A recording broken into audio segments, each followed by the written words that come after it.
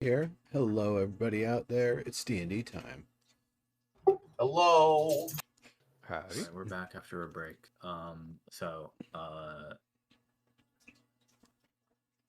Recent events. The party's been exploring the desert. The party has found some things in the desert. The party has established the commission's first sand skiff vehicle. Nimbus, to answer your question that you put in the Discord chat a couple hours ago, the skiff should be able to hold. You could probably squeeze about 8 people on there fairly comfortably, plus supplies. So if you had to pile like 10 people on there, you might be able to do it. Generally, the standard capacity is gonna be 5 to 6 plus the gear you're bringing along with you, plenty of water and all that, or at least containers to summon water into in your case. So You can just summon it in my mouth. an open mouth is unfortunately not a container. What are you talking about? I've been called full of shit so many times. I must be a container for shit. But that is an argument for Reddit or something. So yeah, you all just got back from testing the skiff the first time, and with everybody working together and Naya giving you the boost, you're able to make some good good movement with this thing. I think we determined that you'd be able to move about 1 hex per hour on this thing. So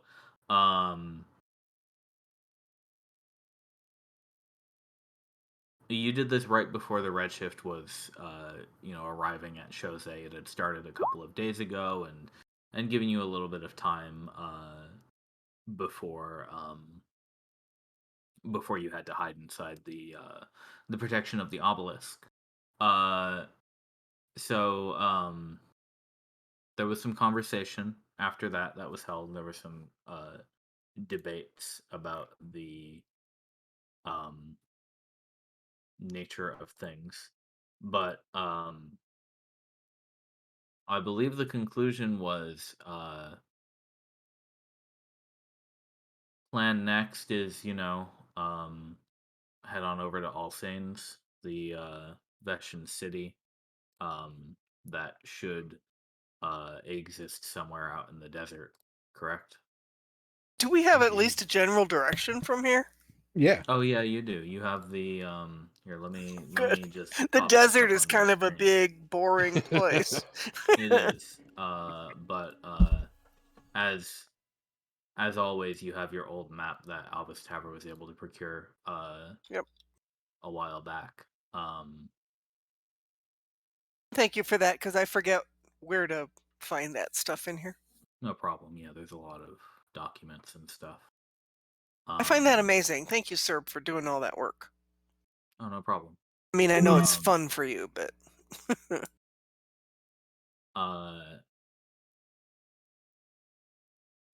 so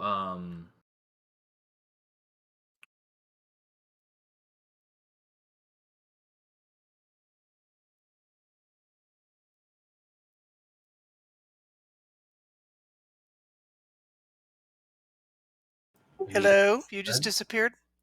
yeah, sorry, my brain is working at a lower caliber tonight. That's fine. We've been there. So let's see. I'm just kind of taking the inventory of what you guys were doing last time. We got some fire crystals. Albus Tavern, Nimbus, and Montlarin are attempting to make use of these to invent some stuff. That stuff is probably going to be made available to you after next Redshift, most likely. Just for the production time.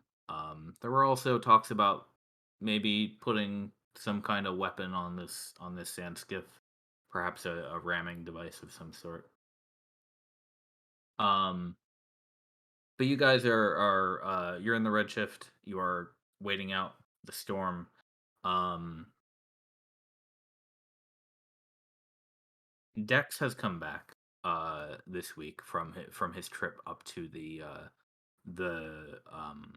collector's house, uh where he spent some time investigating it.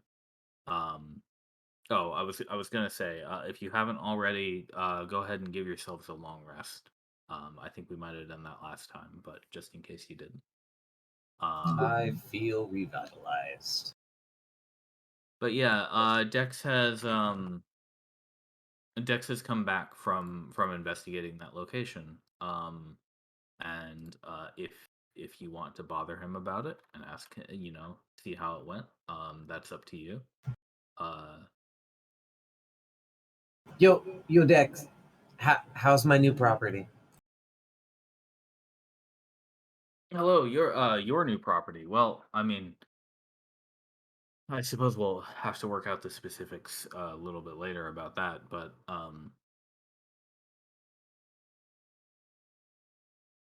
it's a I mean, could it's it a be my new property? Is it not a dangerous hellscape with some terrible secret? That's dangerous hellscape for now. that's good to know. What are you Uh, talking about? huh? Dangerous hellscape? Is what? Well, that's where we've been living for the past 3 years. Right, The okay. Redshift zone. Okay. Oh, he says, the well, it's excellent, more or less. We'll have to do some work to get it up and running if the brigadier approves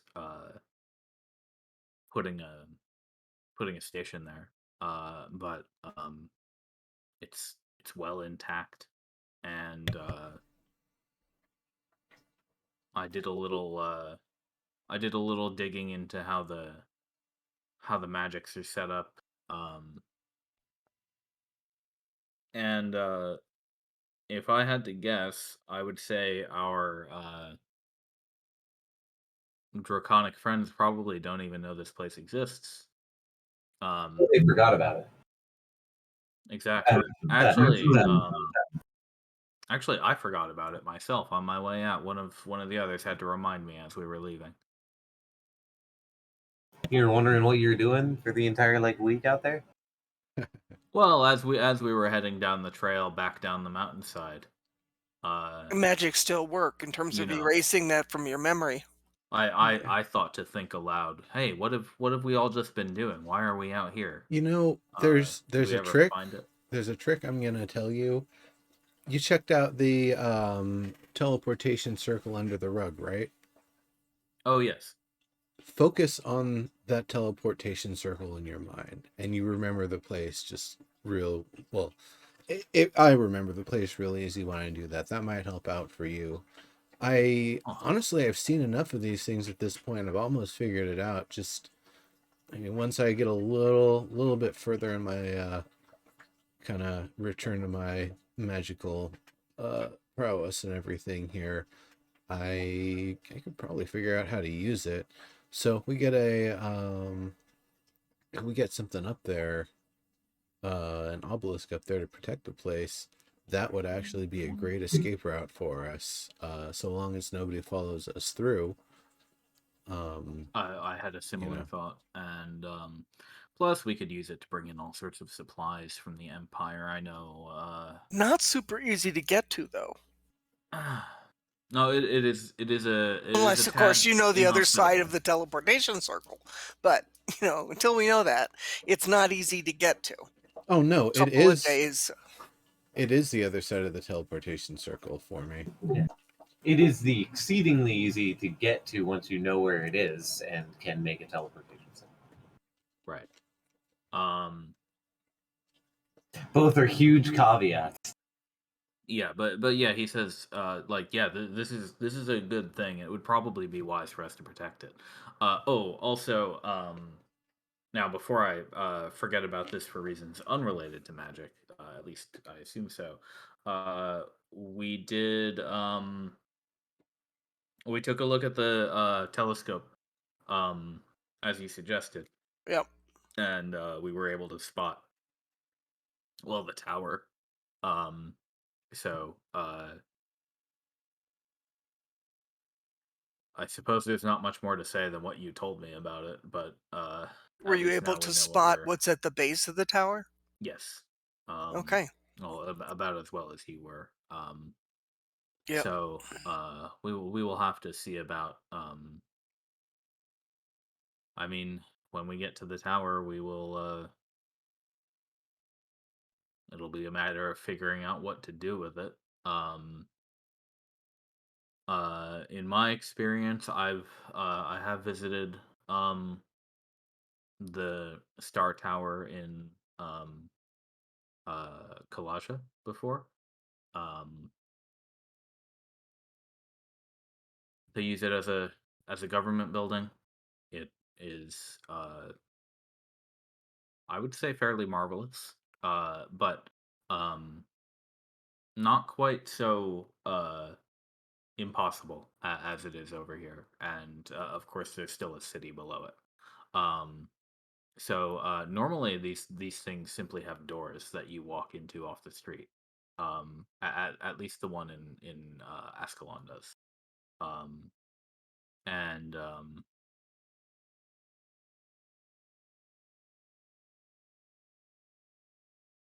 if there is no land around this tower, um I suppose our big question is how we're going to get to those doors, assuming they still exist over here. Um, Couldn't we but just make a door? oh well, that's the thing. These towers are pretty hard to break. We might be able to knock a hole in them. I admit I haven't tried, considering there are only a couple of these around. Um, but yeah, we'll have to see when we get there. Personally, I'd prefer to find a door. Uh, I mean, I think it's a perfect opportunity to write a what are those college papers called? You know, a dissertation on how to pop a hole in a Stargate or Star Tower rather. How to make a Stargate? Yeah, there you go. I will. We'll keep that.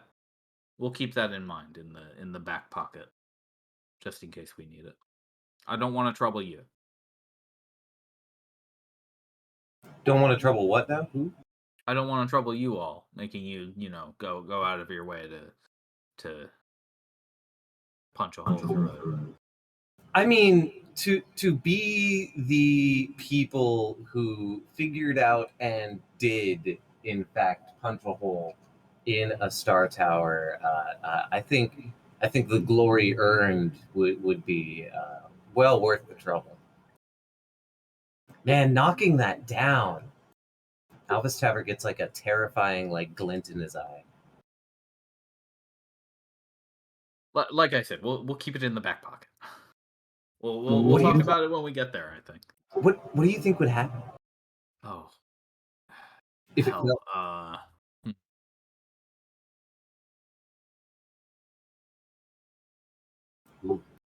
Well, have you ever studied what happens when meteors strike the Earth? Meteor? Space Space rock? Yes. Clearly, Does? meteors. The very small ones will cause a large impact, and you know,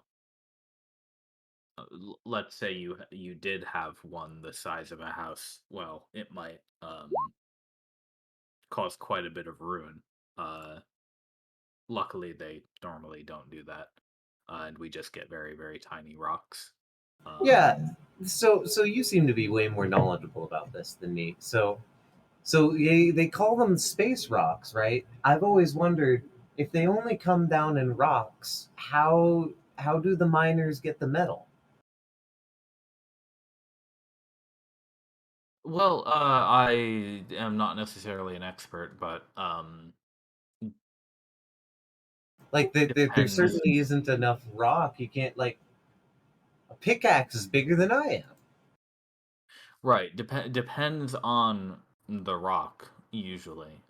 Sometimes there is enough of a particular metal inside the rock to actually extract and use. Other times, there are people who make their careers going around hunting for fallen space rocks and collecting enough to sell and fabricate with. Um, some people theorize that up there in the beyond the limits of the sky, that the space outside of that that area is just filled with all sorts of um minerals and stuff that even we don't have access to here on our world necessarily. Oh. Um, Obviously there are the other planets, uh, but plus the smaller non-planetary objects, flying around between them, due to the effects of uh gravity, Albus, things like that. Albus Teffer is hurriedly writing notes, and he's like, "I'm gonna have to tell the guild about this. It's you, minerals never discovered before in what do you call that? Space? I imagine your guild probably knows about space, but unless they've been underground as long as you have. Huh? Do do did people generally know about that? I mean, people know about the night sky and the stars. Uh, I would maybe I'm biased, but I find That's that most people with a decent education know that stars are in fact, not just dots in the sky. well, of course, no, it's magic of some sort. Certainly possible. I Or maybe, mean, now that you're saying it's like minerals, shiny minerals. It makes a lot of sense. we don't know who or what created the planets, so um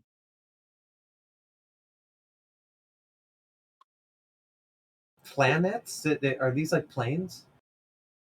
oh, Planets? no, you've seen a globe, right? Well, yeah, yeah, yeah. That neat representation of the map of our plane. Exactly. Just think that there are hundreds and hundreds of those out there in the sky, very far away. Oh, If you have a good enough so telescope, the you can see all of them. planes are giant balls in the sky? Well, that is sort of up for debate. I mean, it makes sense now. That's why they're called planets. There have been a few people throughout history who have tried to, using direct sight lines to those locations, actually teleport there using magic.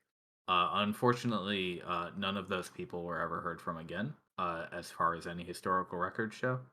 Um,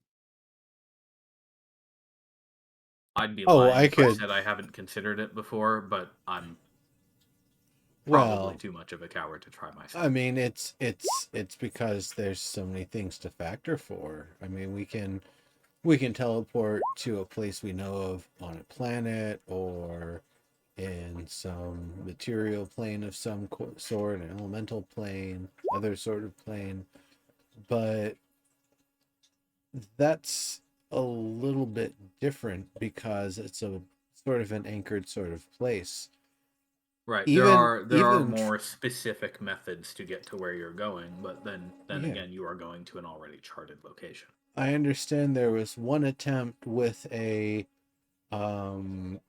sort of emergency return system that someone used. They tried to teleport to the moon. It failed, and they took an observation of the direction of things before the system brought them back immediately. What they found out is that the moon isn't where we see it at this moment. It's the light from it is already it's coming from a different location basically. There's Oh, good luck with that one. It's acting like a big mirror.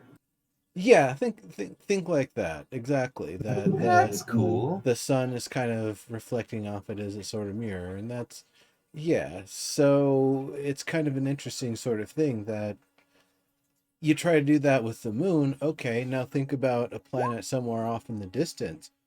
Well, the entire rest of the universe has shifted between here and then. That's a long time ago that you're seeing. So it's going to be a You know long what? time before someone actually pulls that off. I think that makes sense. But here's the one thing. I got to this with Montlarin because it seems like you guys have some secret knowledge that I'm not privy to. I apologize. What's the sun? See that bright my thing up teacher there? Yeah, well, no, I know that, but my teacher told me not to study it because it's bad for your eyes. Oh, don't stare at it. You can definitely learn facts about it from books and documents of people who already stared at it to learn about it for us, so you don't have to. Flaming Well, balls of gas. Best guess is a large ball of fire. Yes, that hangs in the sky. Again, a far way away from our globe.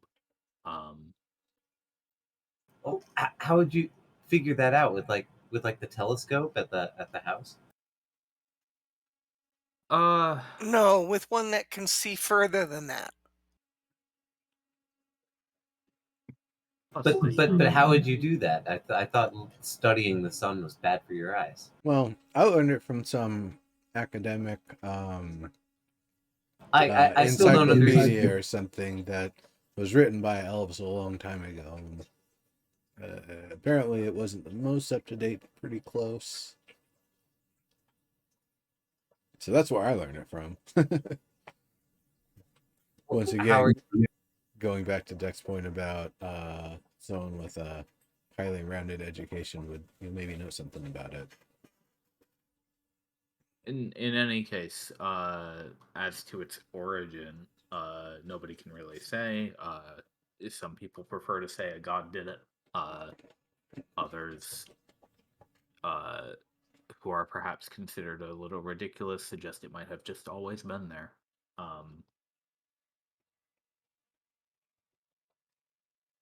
Albus scratches his head. These arguments go on forever. We can't really, unless you invent a spell that can travel back to the past, which actually has happened here in the Redshift zone a few times, so that might not be that far-fetched anymore.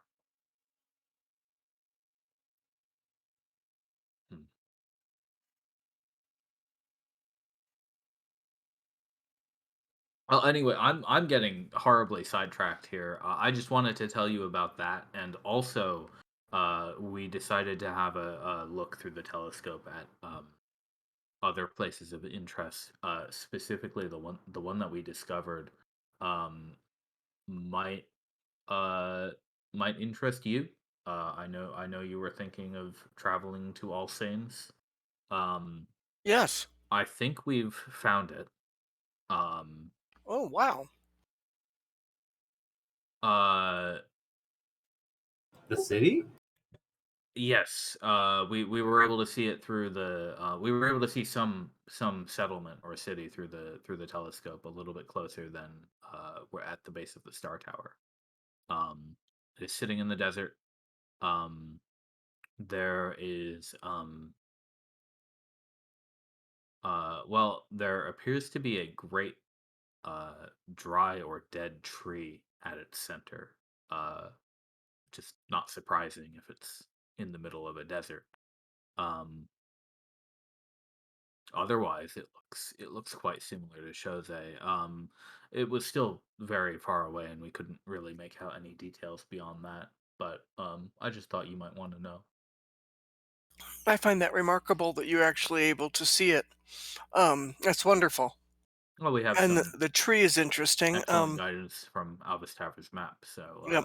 it wasn't too hard to. I wonder if it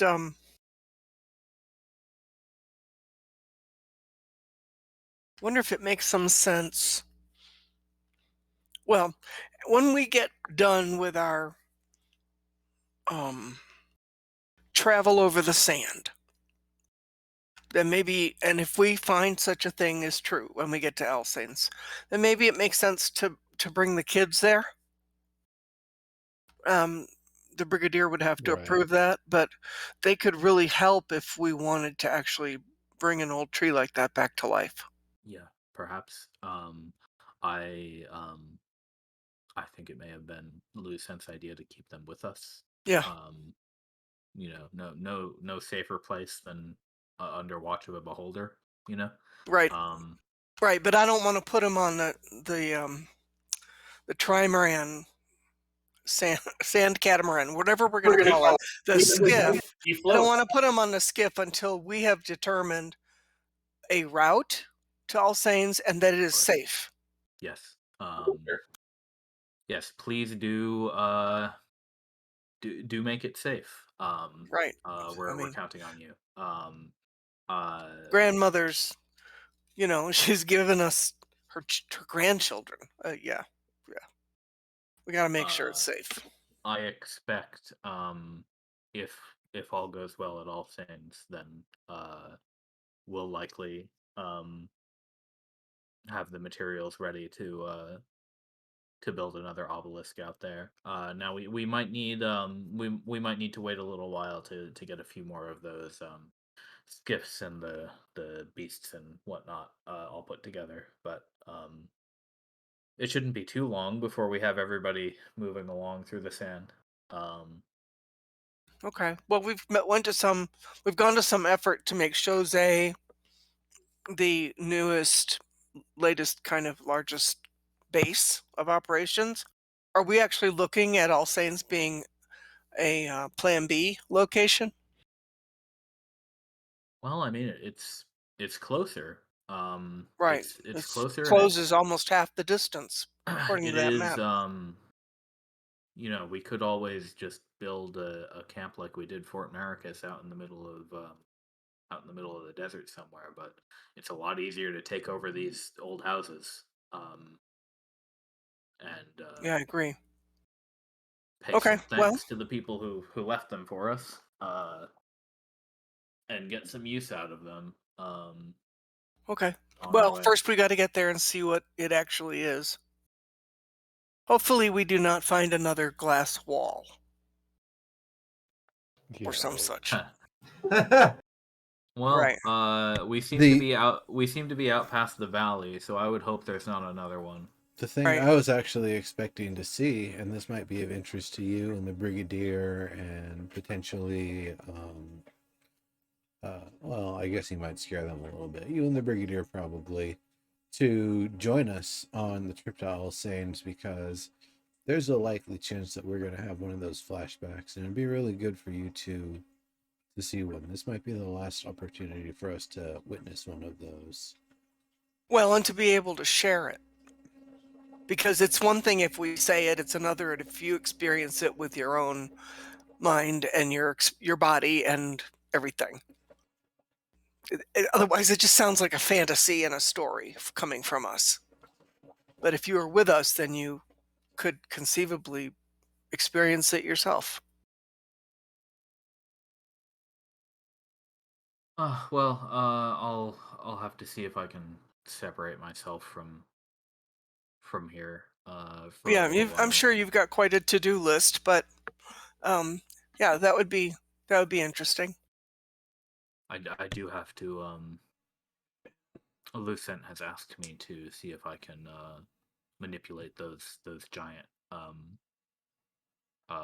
lightning shooting objects up on the mountain for our battery needs. We are getting to the point where we are pretty far away from the Empire, and it would be nice to be fully self-sustained with those. But I get the importance of that, but honestly, I think the two of you seeing this, especially because we have no idea how many more of these we're going to have an opportunity to see. It definitely seems like something worth joining us for, the both of you. And while I understand the batteries are definitely something that we need to be able to tend to, I feel like a rare opportunity like this is something that's worth being there. And likewise, if it turns out there isn't anything like that and there's some sort of dragon kid ambush, then it definitely helped to have the two of you around to help fend them off. Well, yes.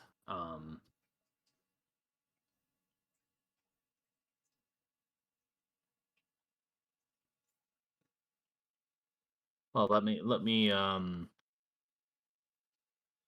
see if I can manage the trip. In the meantime, I do have some stuff to catalog, as well as a sketch of these teleport circle runes to codify.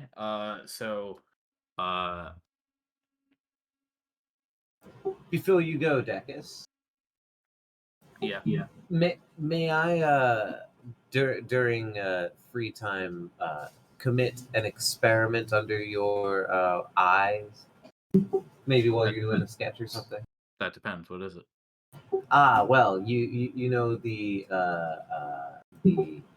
several bits of unidentified hazardous object that we have.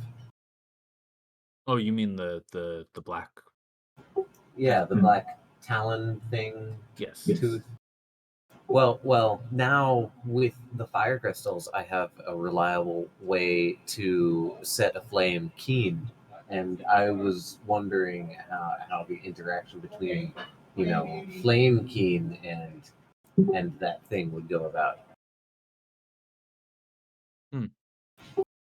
Oh, it'll probably be fine. So, Or there will be a big explosion. we'll do it in the lab area, away from the books. Fantastic. He does that little giddy jump thing that gnomes do. Right now? Right, you want to do it right now? You do it whenever you're free. You have stuff to do. You just got back. All right, we'll do it tomorrow. Got it.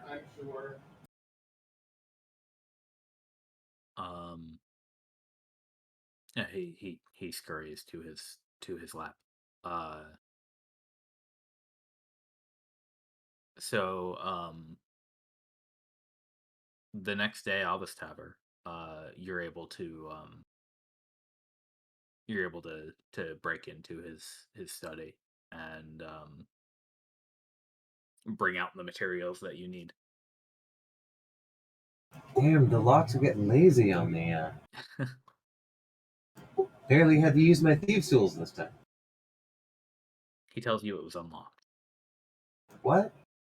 It wasn't like you didn't have to. Did There's you a mess with the little smart door? ass bit. I love it. That's great. Oh yeah, no, I just put it like a normal. Fuck, what is it called? I had the name in my head just a second ago. It's the L bit thingy that keeps it weighted down. Maybe I locked it by accident. I'm sorry. No. It could have been unlocked the entire time. The weight's just there to help it turn. I got your Talon thing out of the box. And if you want to try to manifest Keen into this, then I suppose just give it a shot. I mean, last time she just seemed to, absorb it more or less, right? Yeah, exactly. So I'm wondering if that'll be the same effect or something similar, but not quite the same. All right, so you have the glove. I have the power glove. You have the rat. Yep. And I look keen. We're like, flame on. Okay, so she ignites. Yes. I don't think Dex has seen this yet, so he's watching. He's And she rubbing. does. She looks like a normal rat just on fire now, sort of like Badat, except not magically colored. It's a little it's more she sort of resembles like a oil surface fire where you can it's not like a blaze, it's more like uh uh a lick of flame uh up and down and across her body. That's neat.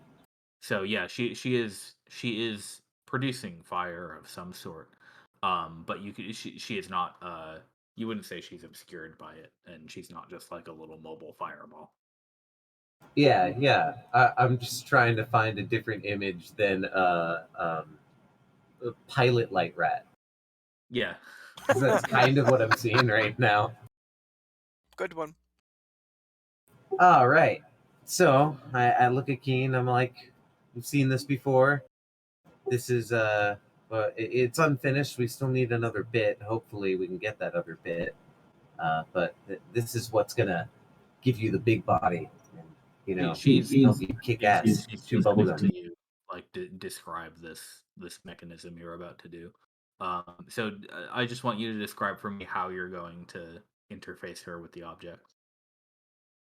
Well, I was going to put her down on to probably the lab table with the object, and I was going to have her uh, embrace it in whichever way she wanted to, like last time.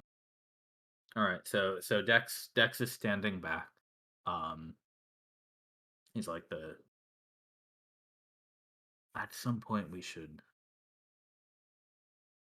do like a full thesis on the effects of redshift magic on the manifestation of familiars. But anyway, carry on.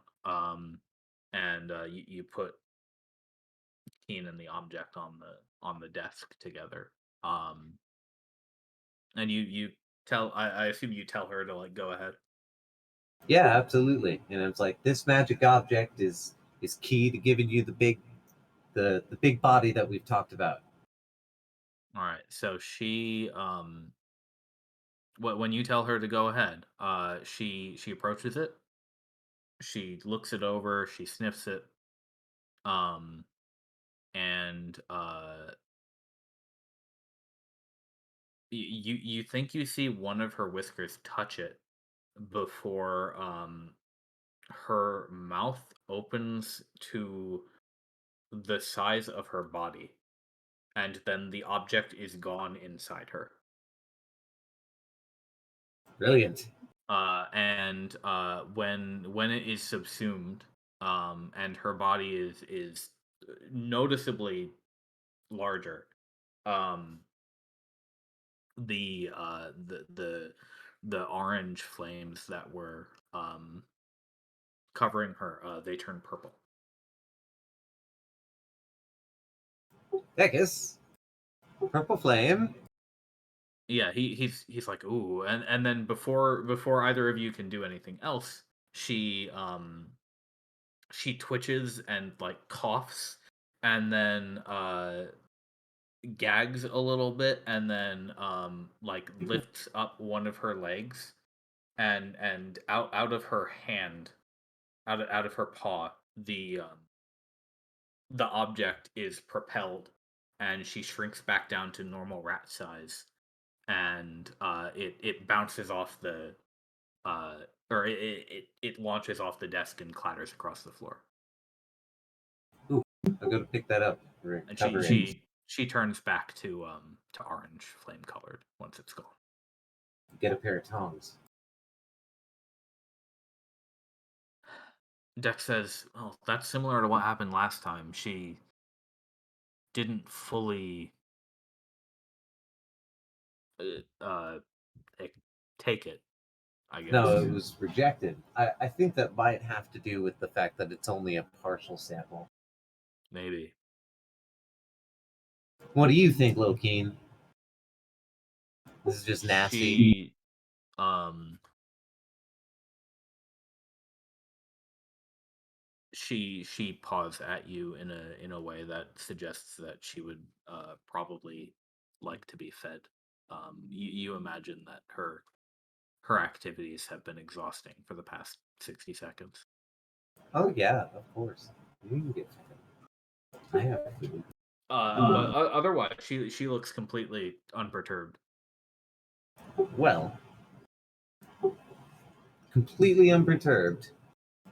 All right, I'm just gonna have to keep my eye out. The last time we found one of these bits, I don't know if our current plans is gonna send us uh, in the direction of one of them, but yeah, I'm gonna have to keep my eyes out for Well, another one of these. we'll have people keep their eyes out for them as well. I mean, um, the the first one you found was, or I suppose the second one after Angela's piece was uh ruining a whole river, so surely they can't be that hard to notice. Maybe it is somewhere deeper in the zone, if it's out here at all. Wouldn't want to give myself false hope, but maybe the tree is dead because of one of these things. That would just make my day.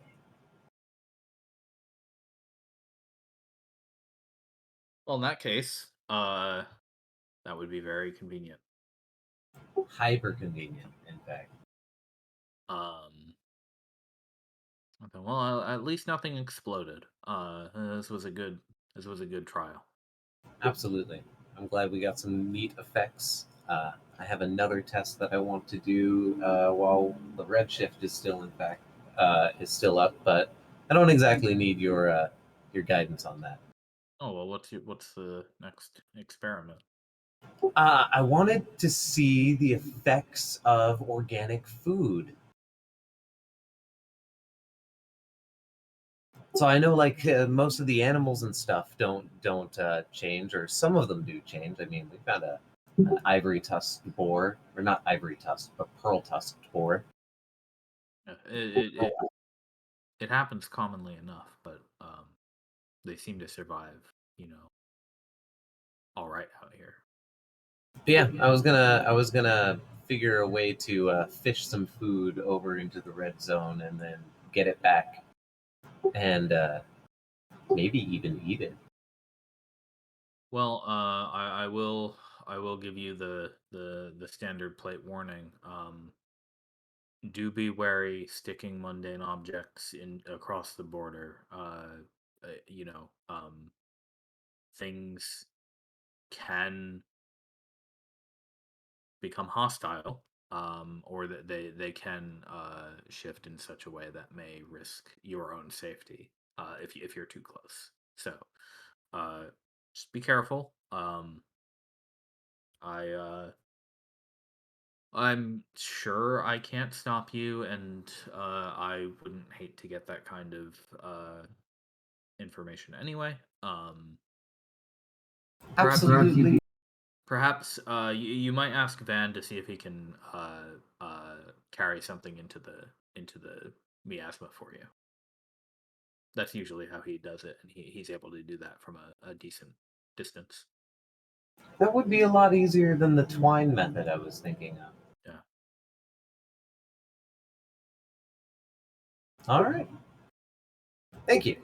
And I go off to find Van for that whole. All right. Um. So I'm actually gonna skip this forward a little bit. Please do. It's literally just him throwing food over. Yeah. the- While you and Van are at Cooking with magic. at the north side of the city, tossing tossing like pastries and pieces of bread with various things spread on them into the Redshift. He fucking loves doing this, by the way. Like, this is his favorite thing to do out here. That's funny. Finally, entertainment. Well, he just wants to see what's gonna happen to it, and usually it's nothing. But sometimes, sometimes the piece of buttered bread, turns into a horrible, like, bread with legs. Is this just the soldier from TF2? But tossing bread into the Sandwich. void for 3 days straight. That's funny. I have been shit. doing nothing but teleporting bread for 3 days straight. It's not. He can't just be bread though. There's other stuff. As As long as long it's as not, it's not- as long as it's not alive or causing harm to people or wasting too many supplies, it's a nice diversion, and you can pass it off as studying. Officially speaking. And I mean, if we do ever come across bread with legs, then I have Van with me. And then I'm going to show you guys before we eat it. Bread legs. You want the thighs or the wings? While you are doing that, and Macau is like hanging out on a rooftop watching you,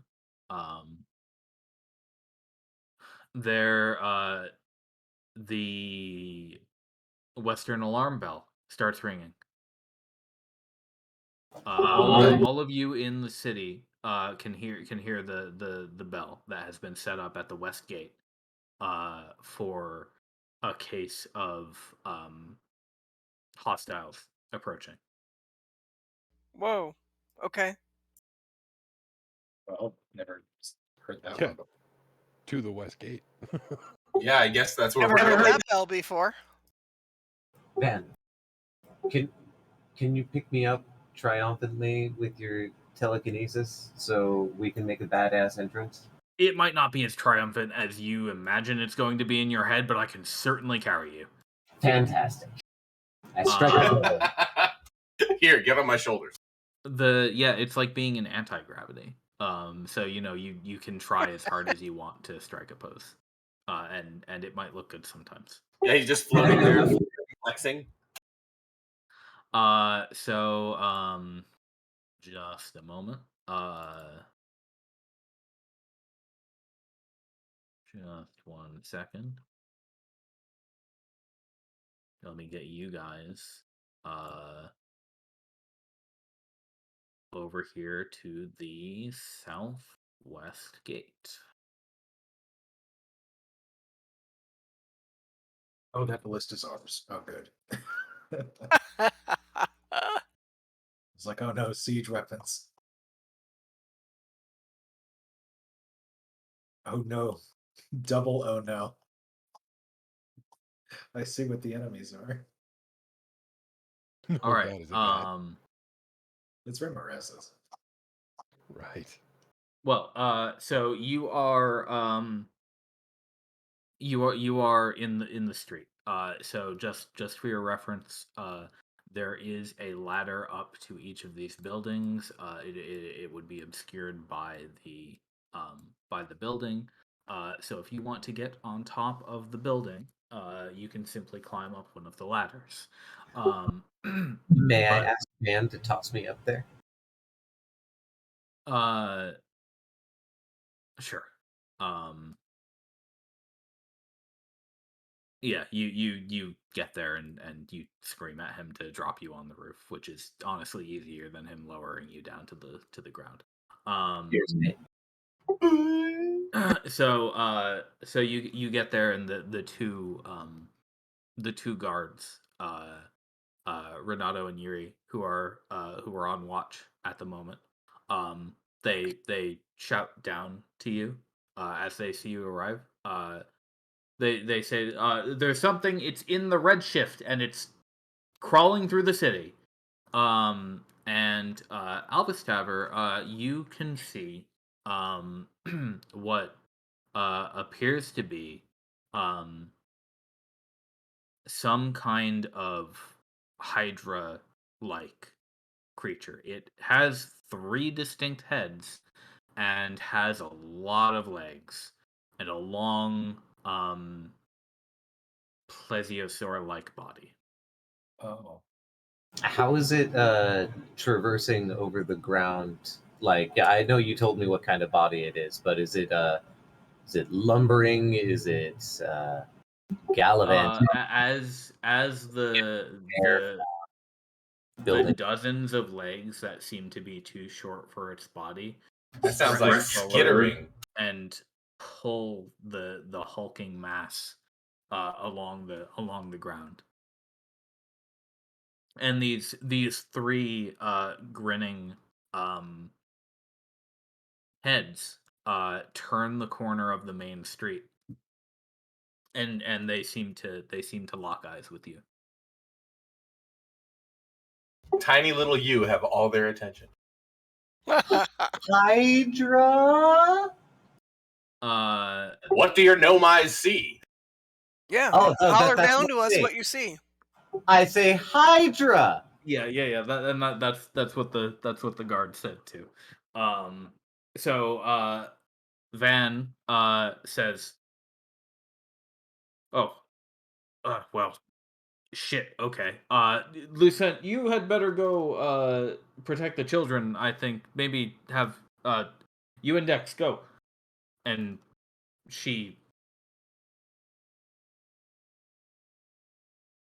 appears as though she wishes to protest, but says, "Fine, yeah, all right. Um, Sharp, you're with me." And they will both go help the children.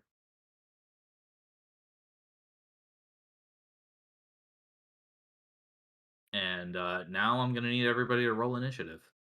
Just let me get everything else off the. Okay, the turn order is clear. So yes, roll initiative whenever you're ready.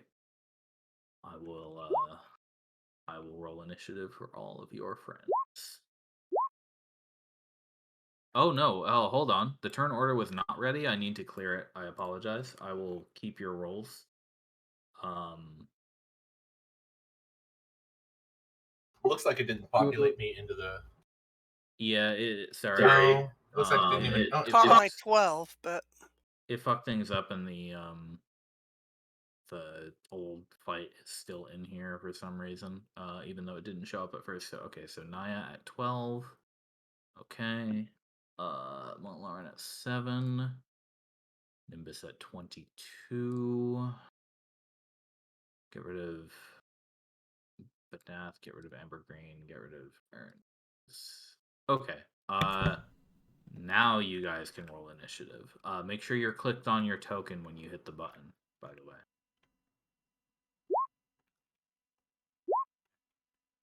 Yeah. Well done. better.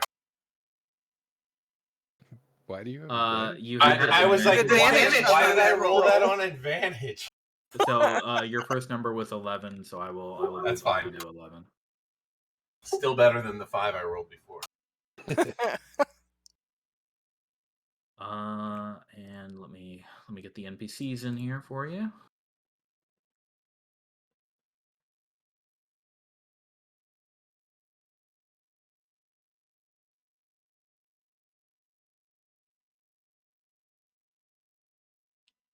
Beware of the legendary actions.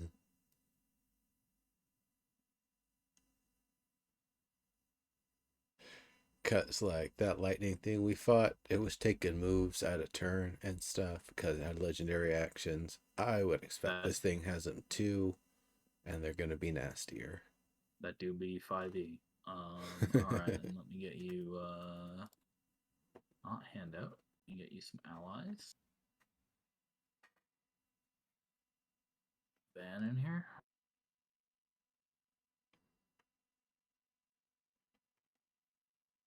Get Lulu.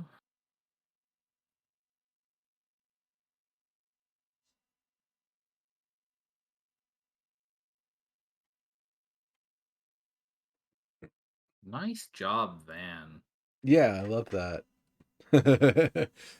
He's so busy watching Dex and Lucent run away that he isn't even paying attention. He's only got one eye Yeah, pointed maybe forward. maybe he did have to argue with her to get her to fuck off.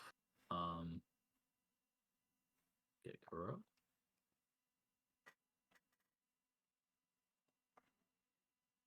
I'm sorry, did Kuromizawa just roll a 0? A net 0? Oh, he sure did. Oh. It's okay, Jabberlax is backing up. Bruh. I thought he was. Isn't Kuromizawa a ranger? Nah, he's a samurai. Okay. All right. Oh, His Netsukis all came unwound.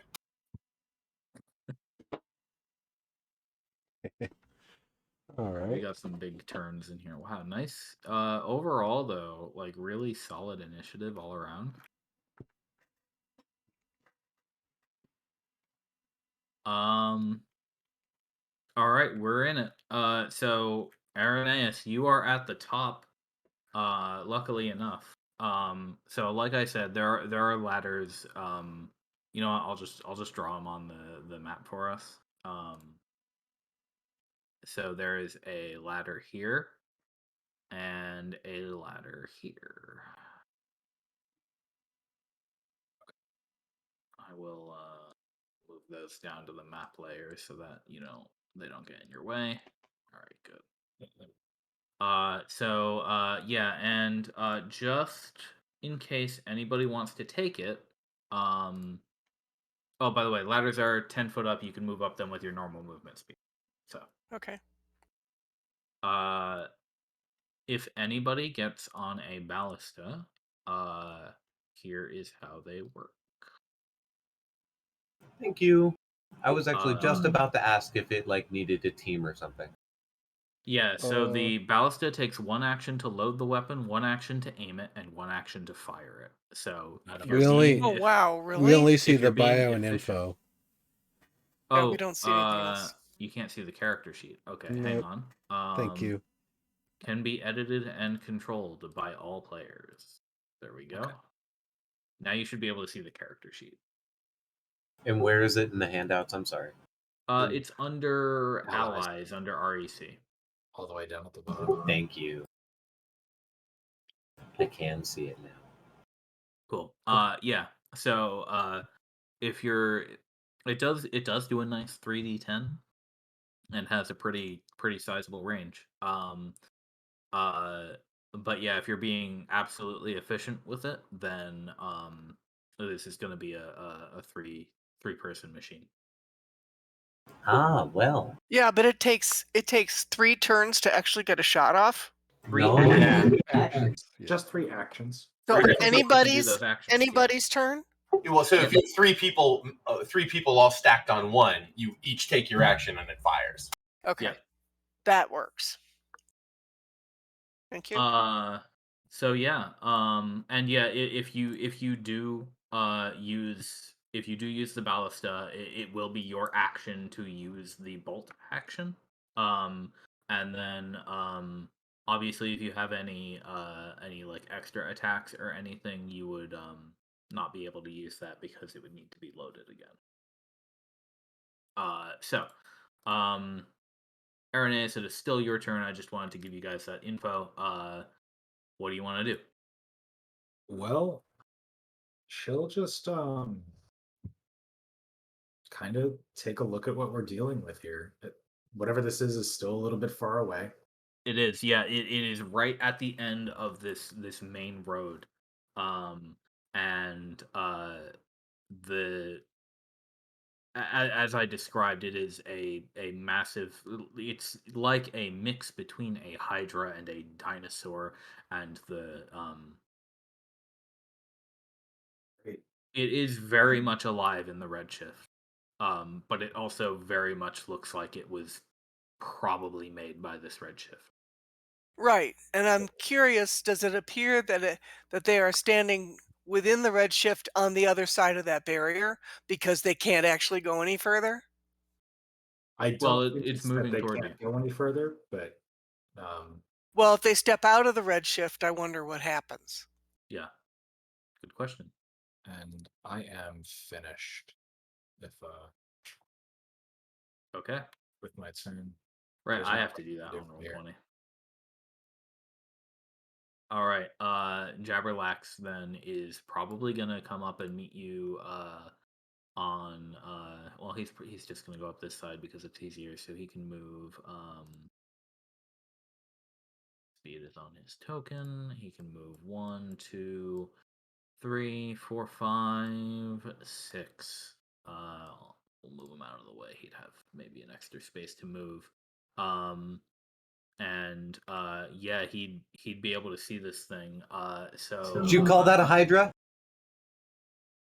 he says that is not a Hydra I've ever seen or read about. What about those ones inside the water? They don't look like that. Did the ruler thing go away? The Changed? it's below the magnifying glass. It's a different icon now. Oh, okay. I will say, by the way, if you're gonna be loading the ballista, you'll have to be next to the box of bolts if you want to. So like between the box and the object itself, in one of those spaces. But Jabberlax is just gonna get up there for now. So Nimbus, it's your turn. Nimbus, can I ask Jabberlax one question before your turn?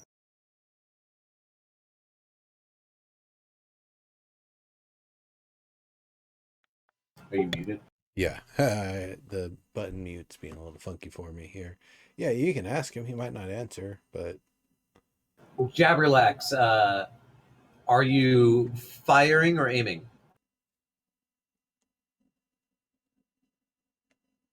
I can aim if you want me to.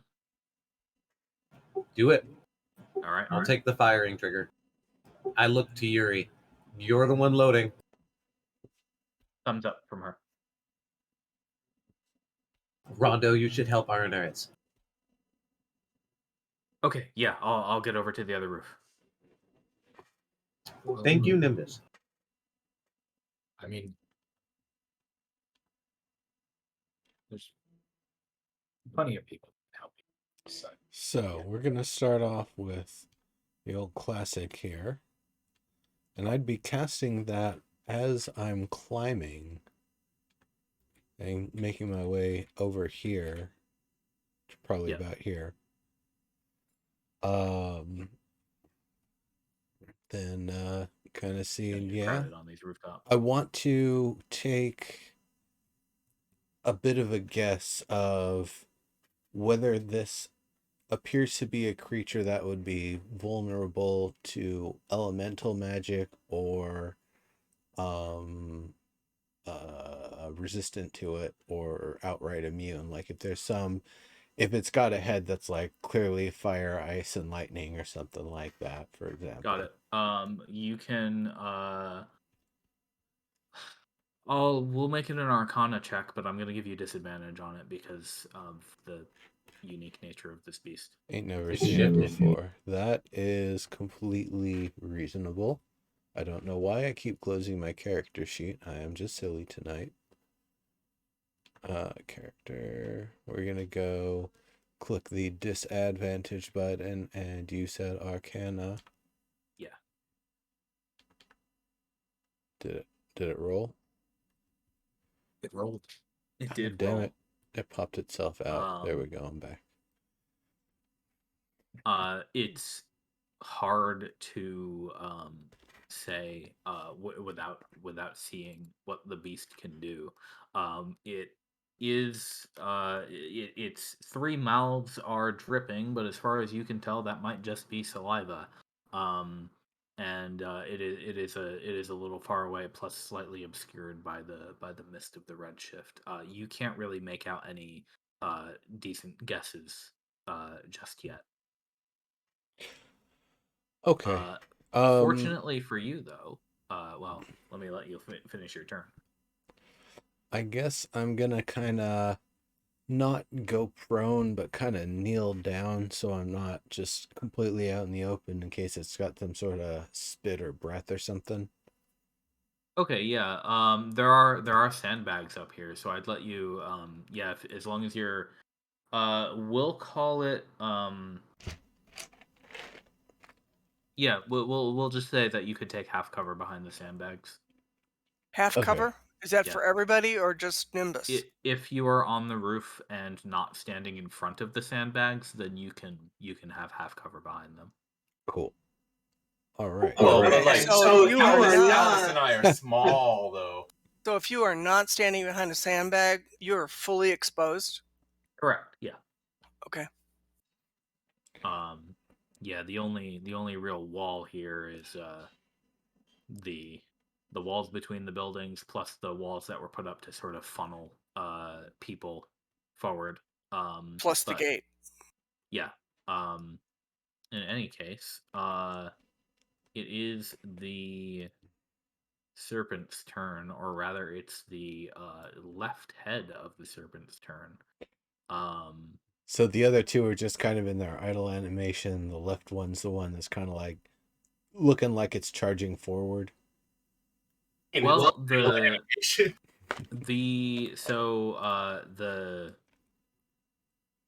they're all obviously attached to one body that is moving along, but while it is moving, it you would almost call it a somatic component that it does with its whole head and neck, and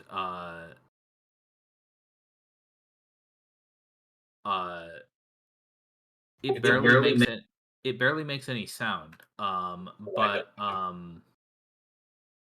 out of the dust and the brick and some unseen source of moisture in maybe the air, three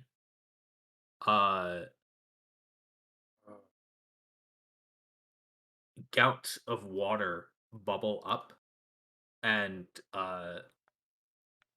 coalesce into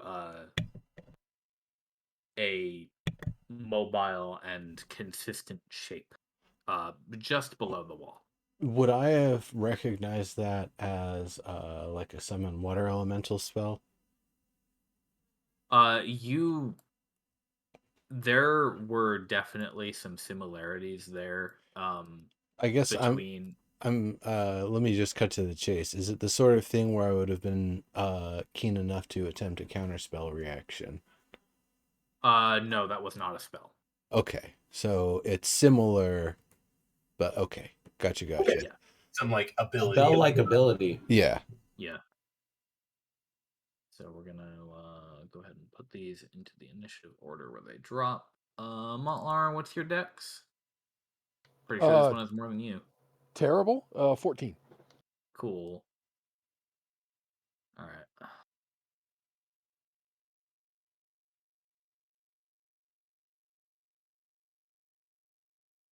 Nice double crit on the initiative there. Okay. Angela is going to. So I'm sorry to interject this. I'm just trying to figure out, like everybody else is, what we're gonna do.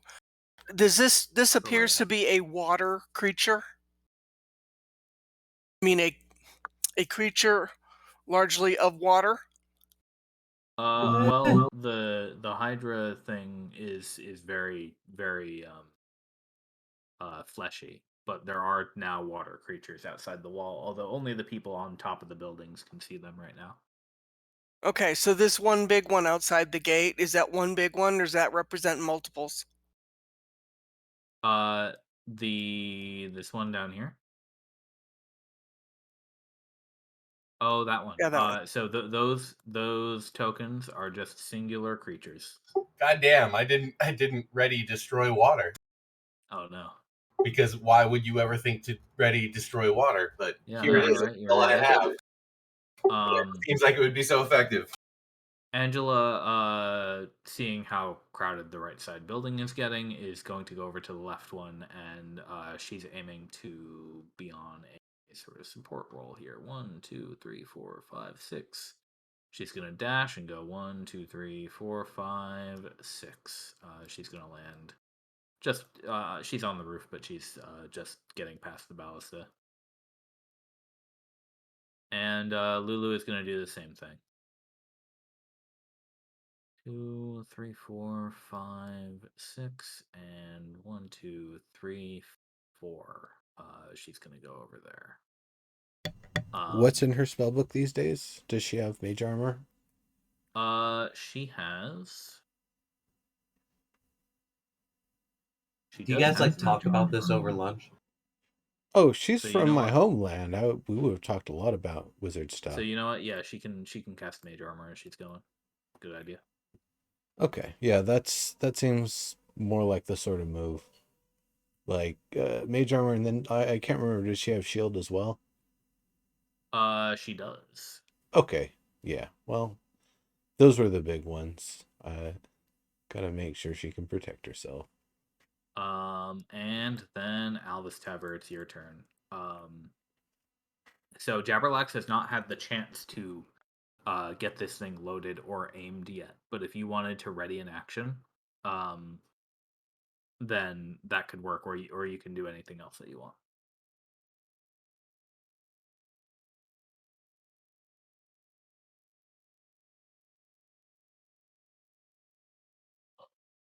Up to you, Albus. Sorry, one more time. I was getting lasagna. Oh, no problem. It is your turn, but nobody has had a chance to prep this ballista yet. Oh, absolutely. Actually, I was thinking of doing something sort of spastic. All right. Well, I'm gonna jump onto the ballista. How heavy are the bolts? Probably like 8 pounds each. Okay. And I'm not so lucky that this is preloaded. Unfortunately, no. Okay. Then I am going to use a mage hand to load it.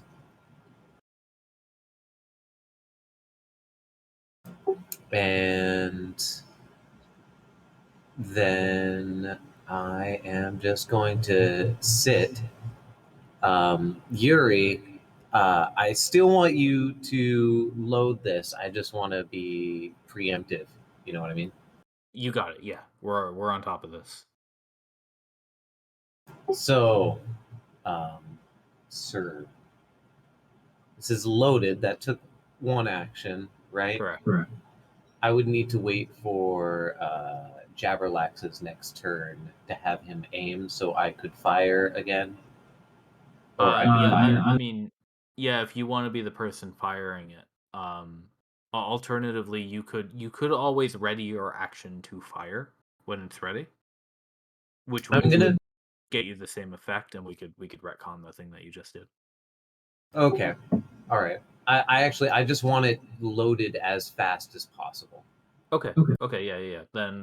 Yeah. Then once we get back around to Jabberlax, then this can happen, or somebody else who gets up there could, Okay, yeah. I don't care about firing it. I care about getting it prepped as fast as possible. Okay. So you have gotten it loaded, and in that case, if you're done with your turn, Yeah. Yuri will step up, and she'll be able to aim from here, more or less. And she says, "Okay, where do you, which one? The Hydra. I mean, which head? Go for the middle. All right, you got it. Is somebody relaying from the rooftops, any of them, down to the people who are still on the ground behind the gate who can't see any of this?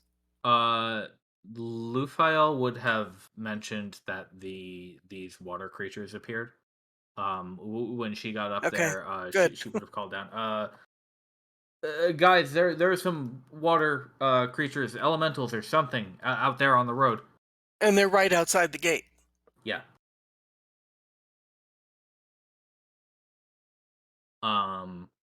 So on Renato's turn, he is going to hop down and start making his way over to the other set of ballistae. And now the boss gets to go.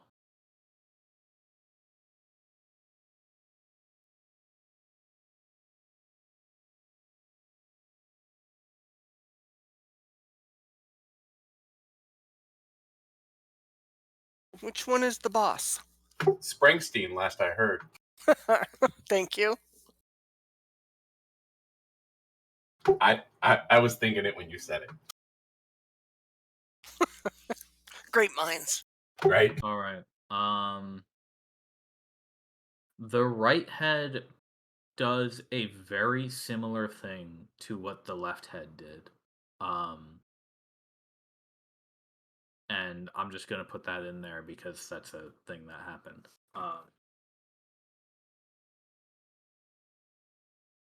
So that is that creature's turn. And then the middle head. Shit, that was like mage armor or some shit. Wait, what? Oh shit! They have three heads, I so they posted get three that fucking to. turns? Sorry, I posted that to GM. My bad. I meant to output all. There you go.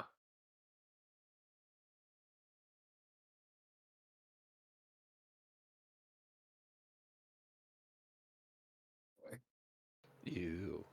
I don't like this. Oh damn, and they are water weirds. It seems like we're going to be in for some shit. structural damage. Well, Alright, so what I'm wondering is if the Hydra's in the back there, can they see through the gate or something? you don't know.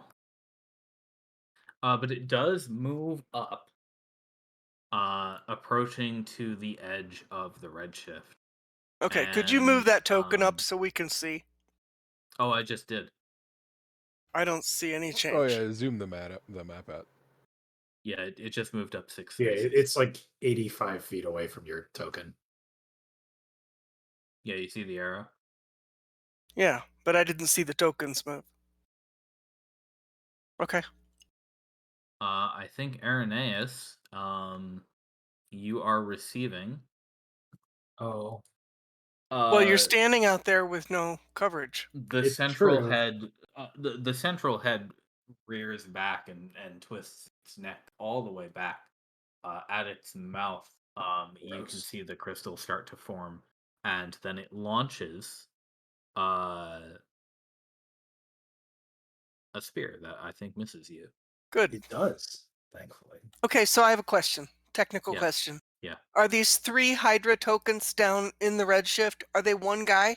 They're one creature, yes. Oh, thank you. But I you can was thinking there were you 3. can target any of the 3 heads. And, Okay, so it's one obviously they all guy have with a 3 different turn. heads. Okay. Now then, okay, so Irenaeus, you managed to dodge this. Yes. Or it just kind of goes a bit wide. Yeah.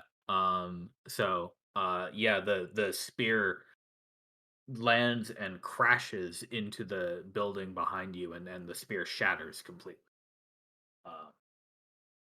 Oh. All right, Naya, it is your turn. So yeah, you won't be able to see over the walls unless you climb onto the roof somewhere or like boost yourself up about 15 or 10 to 15 feet. Those red rectangles are where the And ladder how far can I move with a dash? is. She can drop all of her stuff, but You she's can move still double your move speed. okay. Yeah, and I would assume you don't like have your backpacks and stuff because you were just chilling in town at this point. Right. So like whatever you'd have on you, like, grab your sword and go.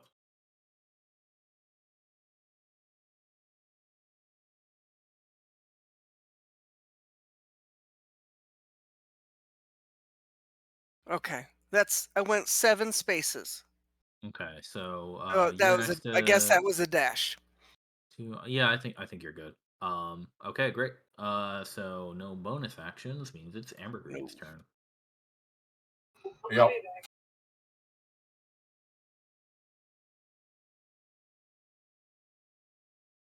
Also, I'm just gonna put Keen in the corner. Albus, if you want to use her for anything, just let me know.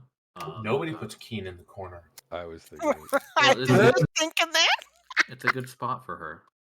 She likes it there, so she doesn't die like she did all over the first year of the campaign. Yeah. But yeah, right, Evergreen, whatever you want to do. These doors in front of me, how are they held? Closed? How would they be opened? Like, what do I know about these doors? So they open outward, or sorry, no, they open inward normally. They are easy enough. Smithy's prime engineering. You can open and move one of these doors yourself, no problem. They are normally just for the sake of safety, especially during Redshift days. They are kept barred with one big bar. Okay, they are barred though. Yeah, so right now they're barred. That's the usual. If you wanted to open them, it would. I'd let you do it with a full action. To remove the bar and then just open the door. And then somebody else could use their action to open the other door if they wanted. Yeah, that kind of seems like a bad idea though. Probably, yeah. It takes 2 movements to climb up a building.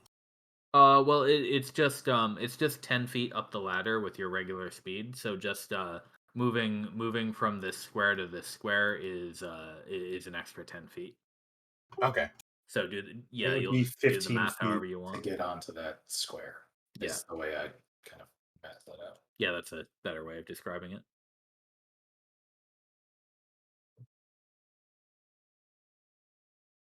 So yeah, if you've got 25 feet just to get to the base of the ladder, you're looking Yeah. at a dash to get to the top. But that's fine. Oh, it's not fine. Well, I mean, most people in the party have got to do it, so. Yeah. So that's my The boss is regular. far I away. guess if I have to dash, I can dash. And that's like, I think 45, which means that like that would be 50 or that would be 50. So yeah, you just moved 5 spaces. So I think if you're there, you've got 1 extra if you want to take another space. Otherwise, you're pretty much at the end. Stay behind the sandbag. I was gonna say, if is this half cover or more? Just half cover. Yeah. Don't we get a bonus? That's still half cover over here. Yeah. If you're like anywhere like if you're like anywhere like in this box roughly, then you're gonna have half cover behind those sandbags. I'm very short, you know. You're like 4.5 feet. These sandbags are only about They're just there to hold the ballista down. sort of, yeah. They're there for the most basic of cover. Right? How tall are they? They're only about 2 feet high. Damn! The tip of my head still sticks out. Yeah. A good 5 inches. So yeah, they're still just gonna be half cover. So I dashed. So I guess that's all I got. Yeah, unless you've got a bonus action to whip out.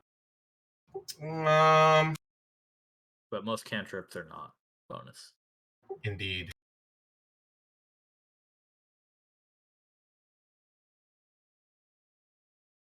Yeah, I don't think I have anything I can really do. Okay. No problem. Now, is Badath gonna do anything, Nimbus? Most definitely. Badath is going to Nimbus knows the three creatures are there, right? Yeah, you can see. The three water elementals. You'd be able to see them just a little bit, I think. Okay. So Badath would probably go here. I'm just gonna do it with the keyboard here. 5, 10, 15, 20, 25, 30, 35, 40, 45, 50, 55, 60. We'll do a dash. 65, Ka, intimidate. You ain't got nothing on me. I guess that would just be a charisma check. Was there a dice roll in there? Roll 20's not showing me anything. No, I'll just roll 20.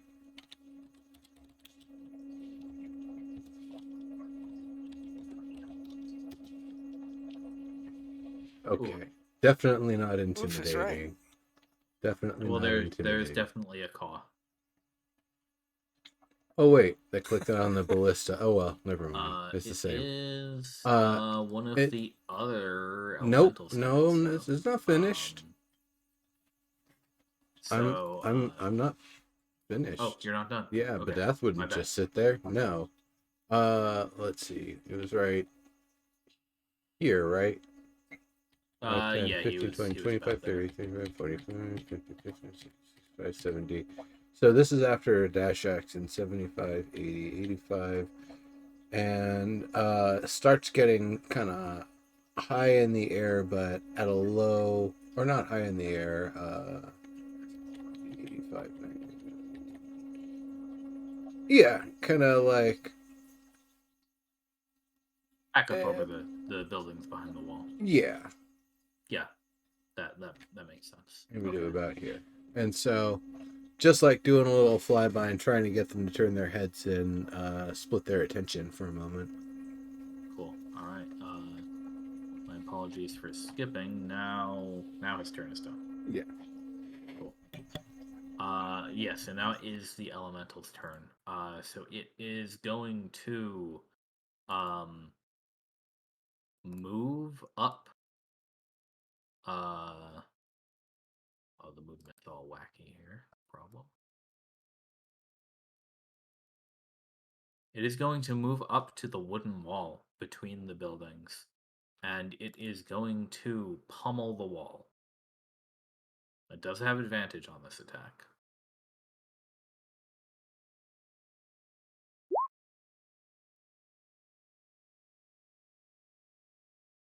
So mainly the bludgeoning damage is the problem here. These walls have about 50 hit points, and shit. they have a fairly low AC. They have 13 AC. So that is 21 hit points. You know what I will do is I will put out some. Where did my drawing tool go? There it is. I will please work. Thank you. I will label the HP of each of these for you.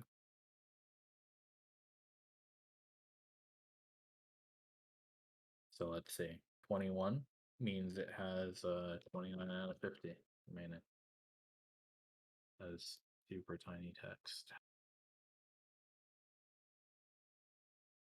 So really annoying. It's not letting me edit this. Oh man. Roll20 is making me mad.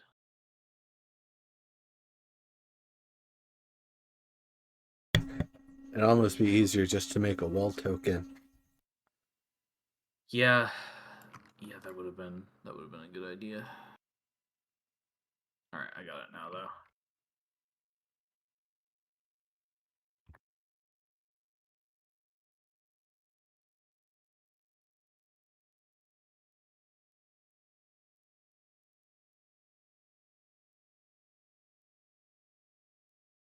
Okay. That is better. So, yeah, if they're able to break a 13 AC on those, they will do some damage to the walls. So that has happened. So it's Montlaren's turn. Alright. You've just heard a loud slam from your right, Montlaren,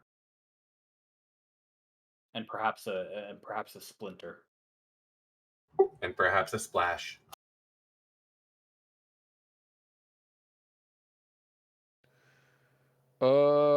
Yeah. I think I'm gonna dash here. And that'll be my turn. Okay. Van has his turn. He after he finishes ordering the brigadier to go handle everything else and protect the children and everyone else who cannot join the battle. He says, well, we cannot be having our first attack on the city end with any of our walls or doors breaking. So, what's his flying speed? Oh, actually, pretty fucking low. But he is already flying above the gate, so he can see over it. So he moves 1, 2, 3, 4. He's floating over the gate, and he is going to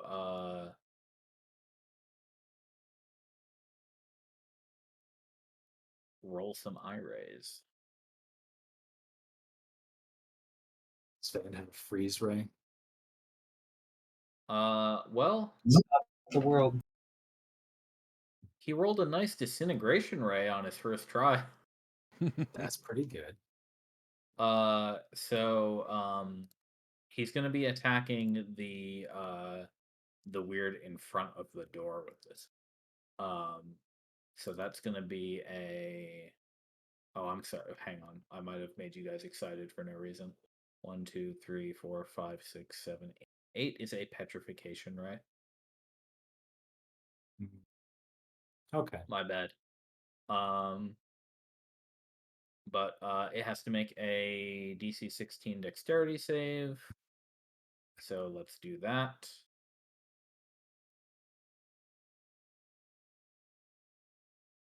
It passes. So the beam strikes, a chunk of water hardens into stone and then just falls off the creature. Beam number 4 is slowing ray. That's gonna go on the weird on the right. And let me just do beam number 5 here. So the one on the right has to make a dex savings throw. And it failed. So it is slowed down.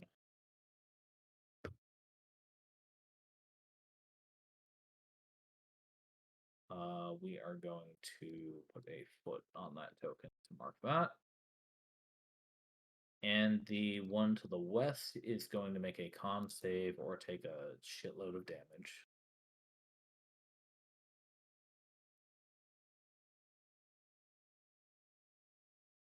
Nice. We Hey, thanks, Van. All right, I got one. As soon as Van's turn is over, the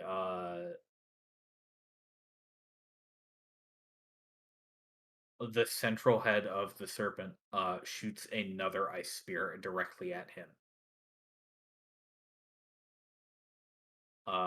He spins out of the way and watches it fly harmlessly into the street behind him.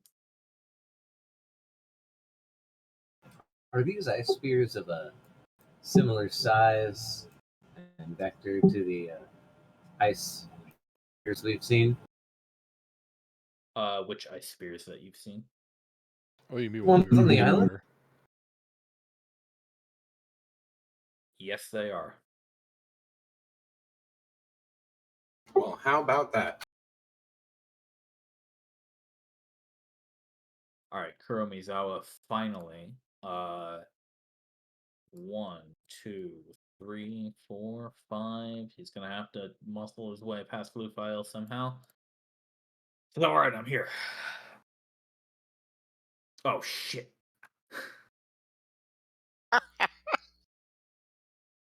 uh, he says,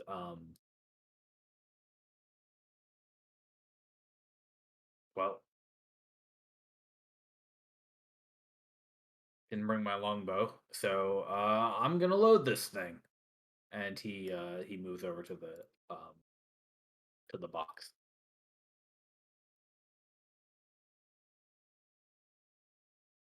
Aranis. Well, that was my plan, but I guess I'll point it at the.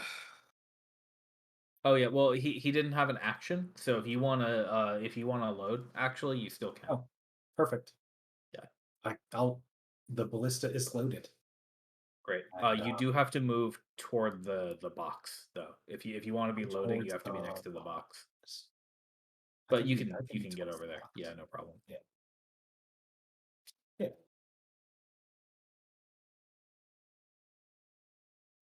Okay, cool. Angela, you're not going to want to be there soon if this thing's going to break through the wall. She's on the roof. Sorry, Oh, okay. there's just not a lot of room up there. Okay. Yeah. She says, Then we're all set. I'll get out of your way and support from the back line.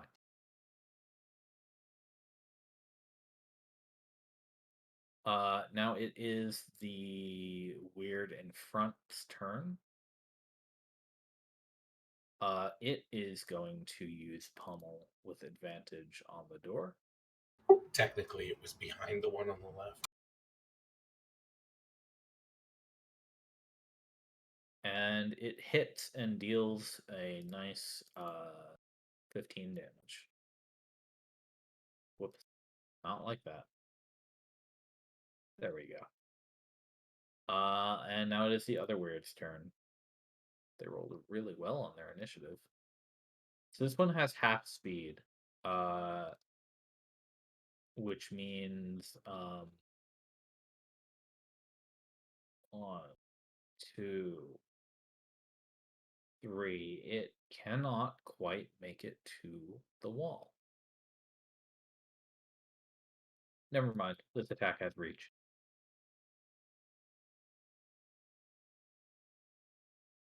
I'll laugh. Oh, that's a critical Wow. hit.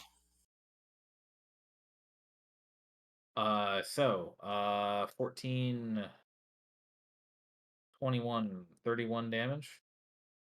Damn. Kerblam. For 19 That's remaining. a lot of damage. There is a crunch from the east. Quick, get the flex tape. All right. Jabberlax though, he's gonna take your lead, Albus, and so Yuri aimed this thing at the central head, correct? Yep. Okay. So he's gonna take the shot. He says, "All right, get down." You know what, Albus, would you mind just rolling the attack for me, so I don't have like 50,000 things open here?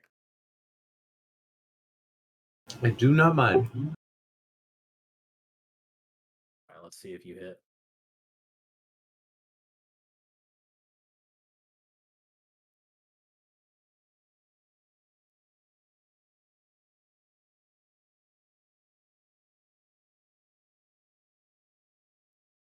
Ooh, it does hit. Yay. Good job. Sorry that took a second. I had to find the. Oh, no worries. All right. So, nice 16 damage. You managed to just strike the creature with a bolt. Hey, got it. Javelin says, "All right, let's do it again." And Nimbus, you're up. Okie dokie.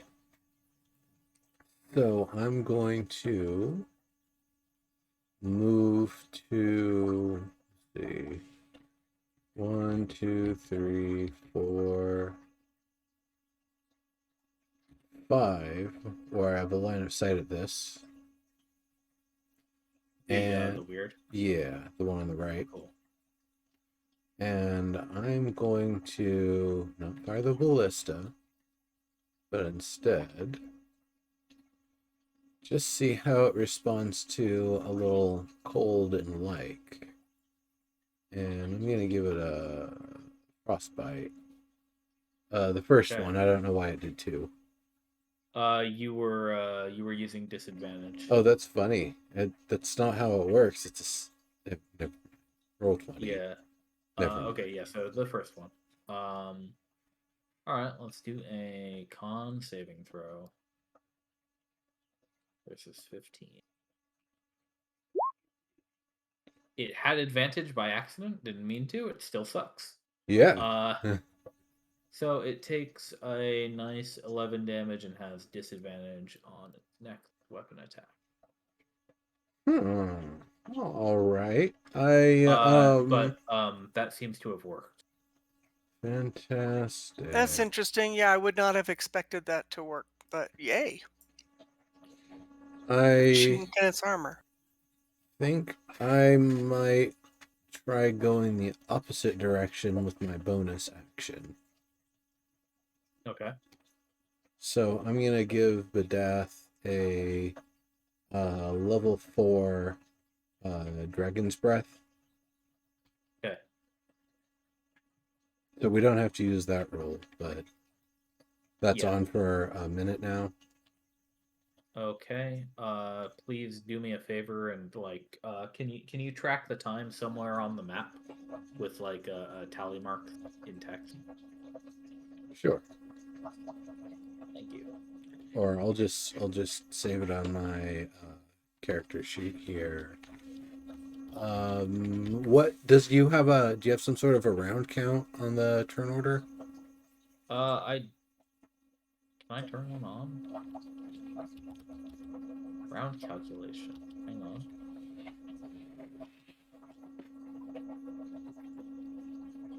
What is this? Round. Oh my god, there are. Oh wow, my mic's. Some items. Adding values, adding terms.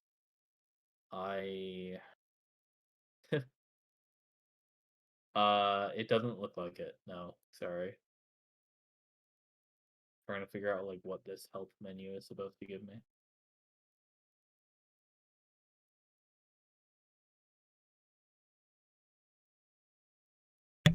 You know what? Don't worry about it. We're in the second turn right now. I'm just gonna put turn. Wait, I found it. Yeah. I found it. Okay, so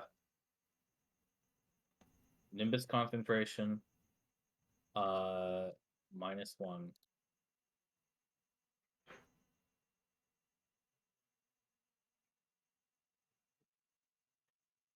Wait, so will I just put 10 in? I guess. Add. It's at the bottom. Okay. Maybe. Maybe that'll work. If it doesn't work, just track it some other way. Okay.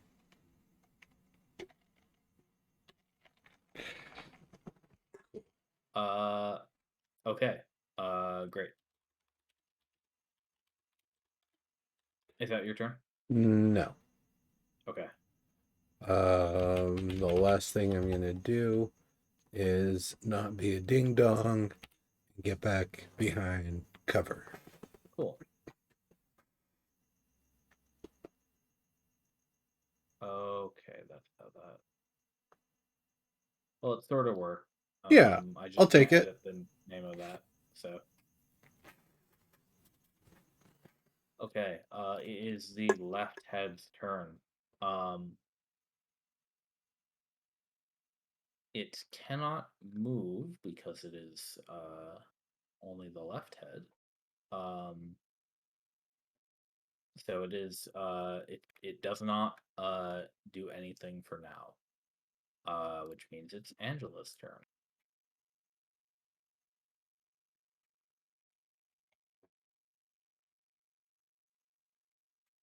She is going to move up onto the bridge, where she's a little bit out of the way of everyone, and then she is going to cast Bless on Kuromizawa. Figure out what's a good icon here. On Arenaeus and on Mont Lauren. Please enjoy.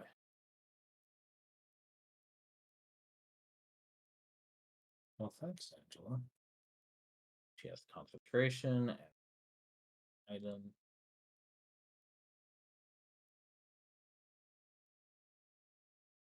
Add. There we go.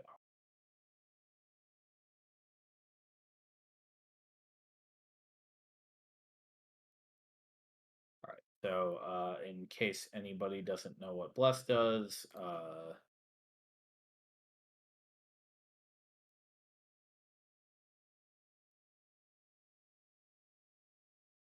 plus a d4 to your attack rolls or saving throws.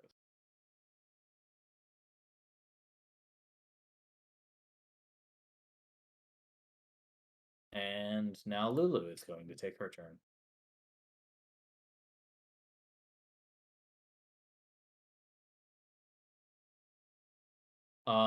So seeing that Nimbus was able to do some damage to one of these weirds with frostbite, she is going to move up. She is going to cast Chromatic Orb with Cold at the one directly in front of the door.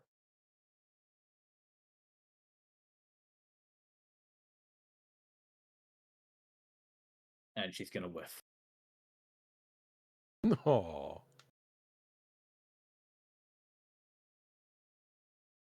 And then she'll run back and she'll say, I missed. We normally don't announce those ones. You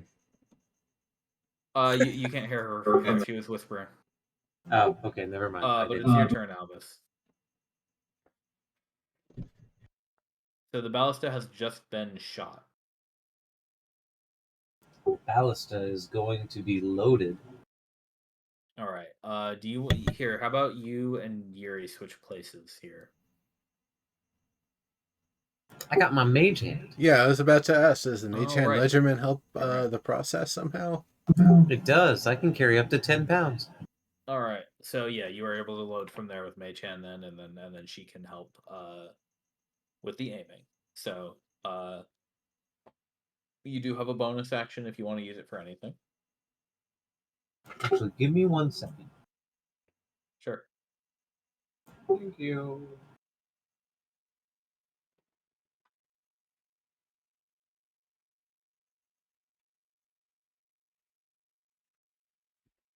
Well, if that's And the case, what was that? I was going to ask if I was allowed to use any of my expertise. Not that expertise, sorry, I'm looking at the wrong thing. Where's the fucking thing I got for my fighter level 3 thing? What is it called? Your action search. No. Because I'm a battle master. Your nice. Yeah, my superiority die. I was gonna wonder if we could retcon a bit, and I could hold my action to use a superiority die in order to fire the weapon better. So what abilities do you have right now that use the die? All right, so I have disarming attack, grappling strike, or parry.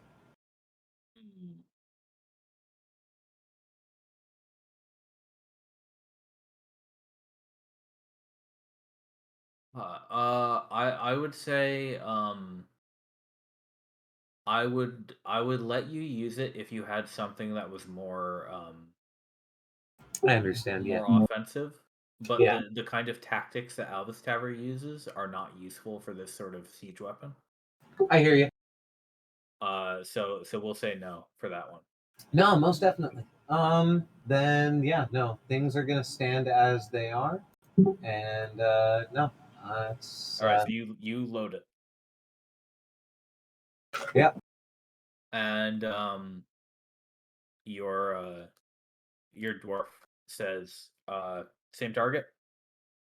Same target. She is on the handles. It is barely moved at this point, but she's tracking it. So she'll keep on that. And Renato will dash 3, 4, 5, 6, 1, 2, 3, 4, 5. All right, he can only make it there really. He says, "All right, I'm here. I'm gonna help with the ballista. Where do you need me?" But he won't Anywhere. be able to do anything on his turn. So we'll have to wait till the next round. Aim, fire, whatever comes up first. Whatever is ready. Okay. The right head is going to well, I have to draw a circle for this one.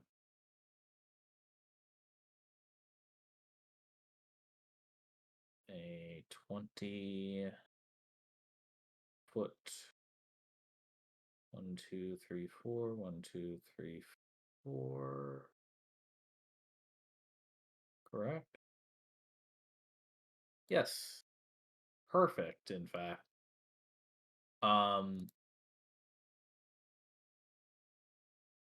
At the right head's command, ice spikes crystallize out of the ground you are standing on. You who? Everybody in that circle. Oh, And no. you all have to make a dex saving throw or take that damage or half. So anybody Even who Albus, even succeeds. though he's not on the ground?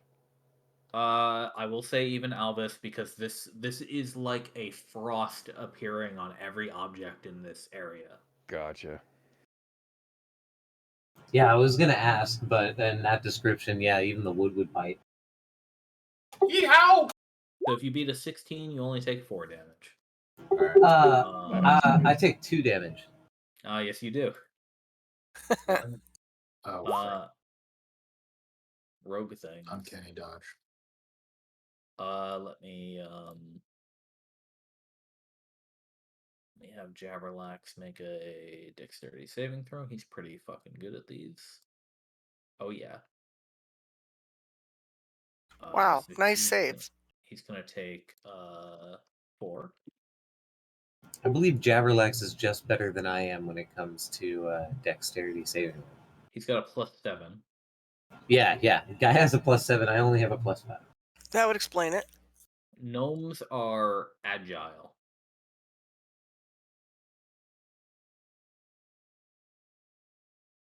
And Yuri is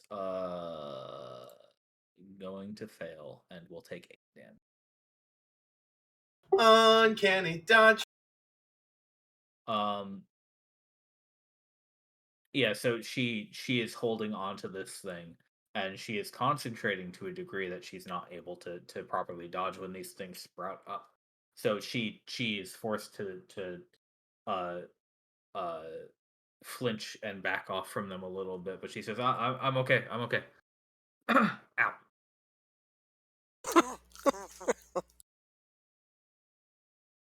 Now those are there. They will They will do a 2d4 per 5 feet of movement if you move through them.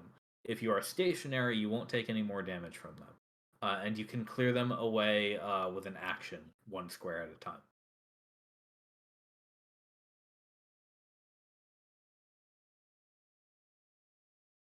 And now the central head is going to take its turn.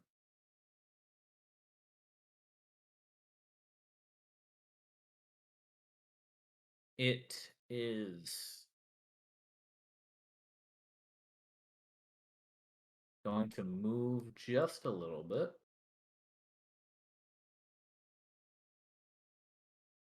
And then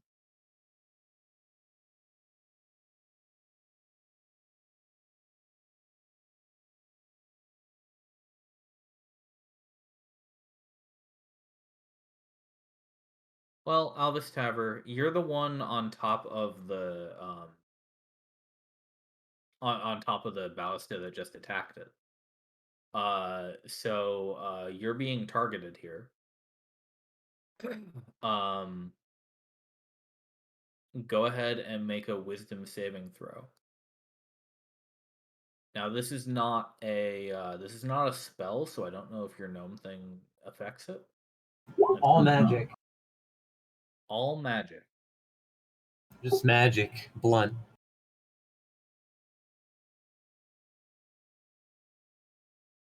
Let me double check. I want Yeah, to yeah. double I check was because actually. there's That's no.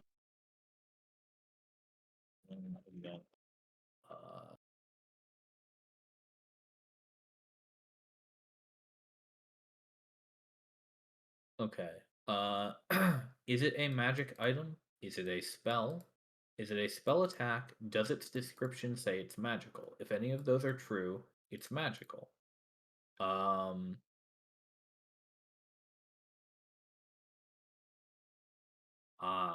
see.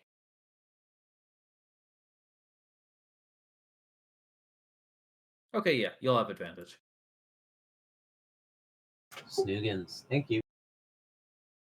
Go ahead and make that roll with advantage. Wisdom saving throw. Oh shit. All that. You are paralyzed.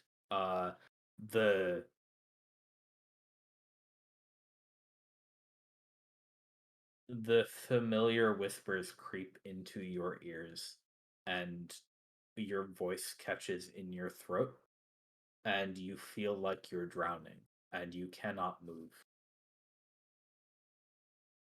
You are paralyzed on top of the ballista, and you can't tell your friends that you're paralyzed.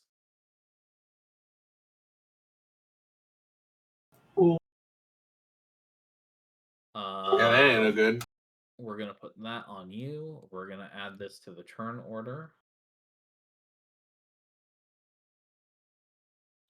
You are paralyzed for 1 minute. Could somebody remove Alvis from the seat of the ballista?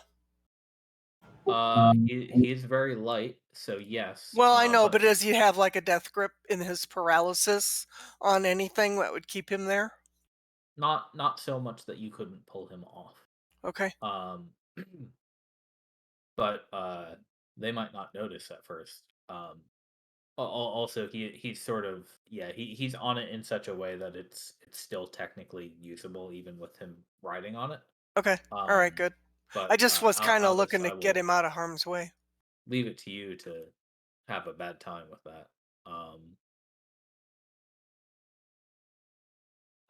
So you can redo the save at the end of each of your turns. Gucci. Naya, you're up.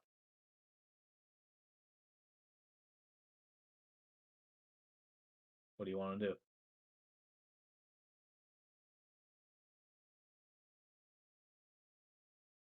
Well, we have evidence that ice attacks work. So, and I was just looking at what all I actually had prepared because I thought we were going skiff sailing.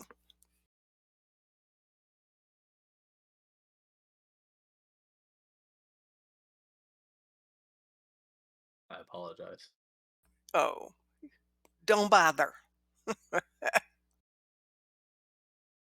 It is all your fault, though. So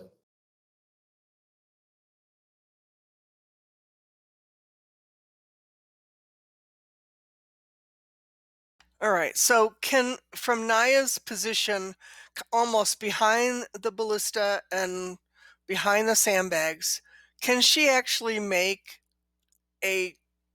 Does she have line of sight to cast? You could easily move up and then move back to cast your spell. You have plenty of movement to do so, unless you were planning on moving somewhere else. No, I just want to be this one here to lower left is actually in range where I don't Yeah, have to move. you would have to you'd have to move just up to the edge of the building. I think like 2 steps forward, and then you could do it. And then, like I said, you could just move back on your turn. Right, but then isn't that an attack of opportunity? Not if you're not moving out of its attack range. Melee attack range. Okay.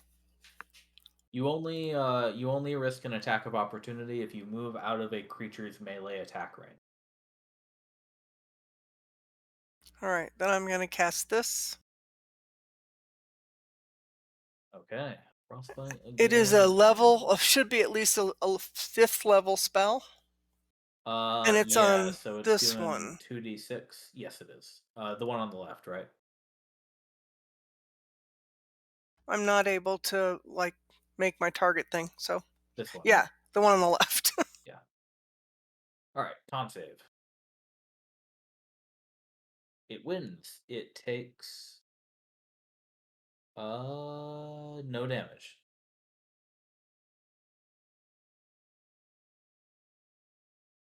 All right. Unfortunately, it saved against your spell. Okay, stuff happens. It does. Any bonus actions? No, well, wait a second. I think the only bonus action I have is a healing spell. Nobody's I don't think anybody's I taken don't think any anybody's damage yet. taken damage yet. So, Aside from a few people over on the right side, but well, okay. yeah. So I would have to figure out a way to get over there and then heal them. But so for now, no, that's it. All right then, Amber Green, you're up. So if you Yes. move in this circle, you will take more damage. Okay, if I move, I will take damage. If you move for every 5 feet, you will take 2d4. That's balls. Did I notice who cast this spell? It was the right head. Ah, okay, good. So this is stage right or east, I guess. So the creature, yeah, the creature's right head facing you, not the head on your left.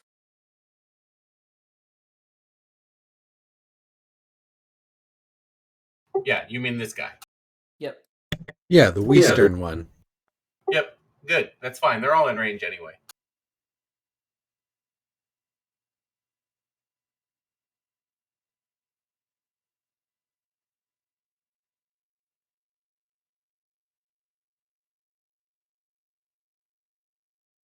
I thought I had him selected. Hold on. Wrong system. Can I not select him? This is not Fantasy Ground, so no. Just tell me which one you want to attack, and I will adjudicate. I would like to attack the one that cast the spell. Okay. With my guiding bolt. All right. Let's see it. Roll well. Just 1 second.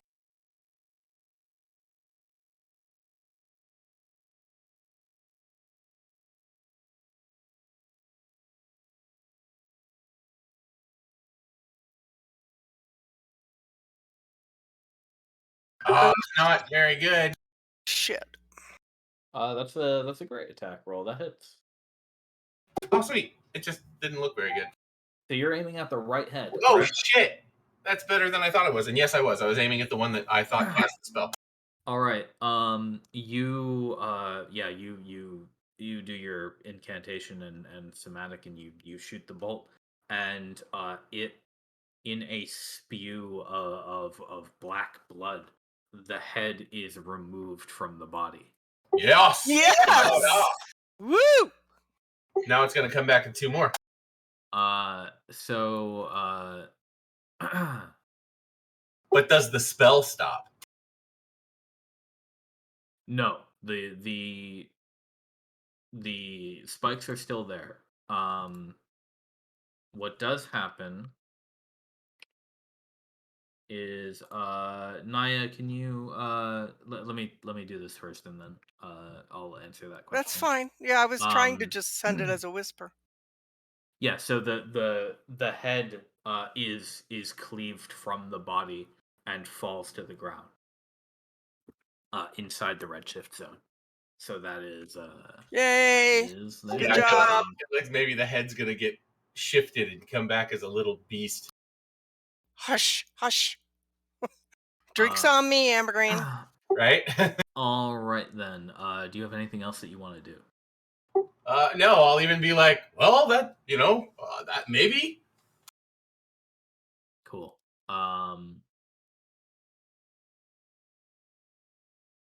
Then it's Badath's turn. Well, Badath knows what to do in this situation. 1, 2, 3, 4, 5. Point the cone at the bad thing. And Yes. go.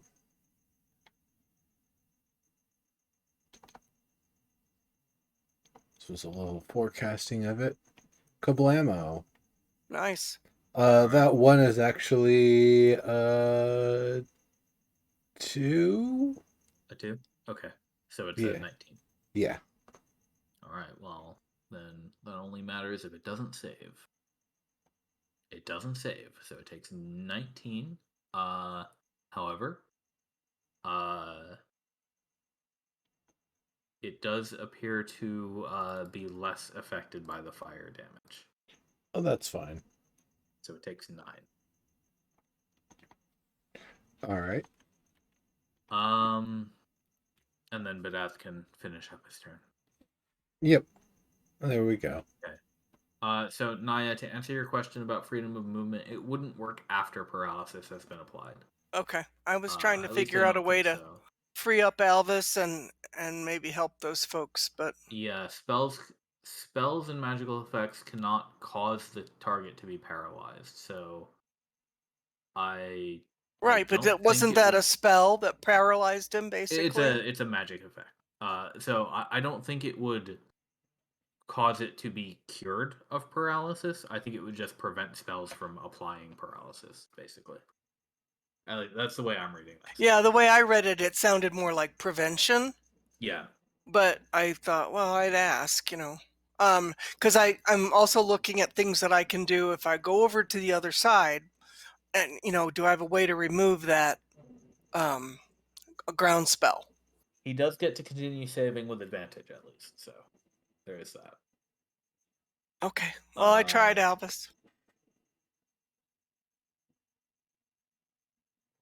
But it is the weird number 7's turn. It is not able to use its pummel ability. However, it can move 1, 2, and start slithering up the wall. Just enough that it can reach and attempt to grab Kuromizawa. So Well, Poor hit. bastard. that's his luck. Oh boy, that hits. So let's see. He is grappled and pulled 5 feet toward it, and he takes the 11 damage.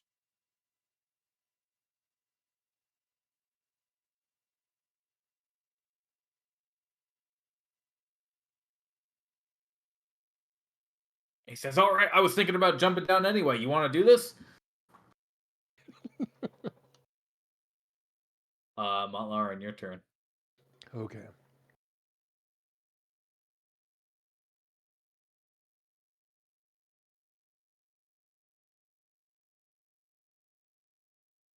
I think I'm gonna 60 feet. No, that won't help now. I'm gonna aid Kurumizawa, Arneas, and Lulu. All right. I'm just gonna mark them with a. I'm gonna mark these two with a heart instead of fucking with their health bars. So they have a +5, right? Yeah. Cool. Likewise with you, Arneas. Yeah, for you should be able to on these character sheets. There is a in your max health, there is a 65 Arrhenius -0. If you turn that to a -5, you will get your +5 max health.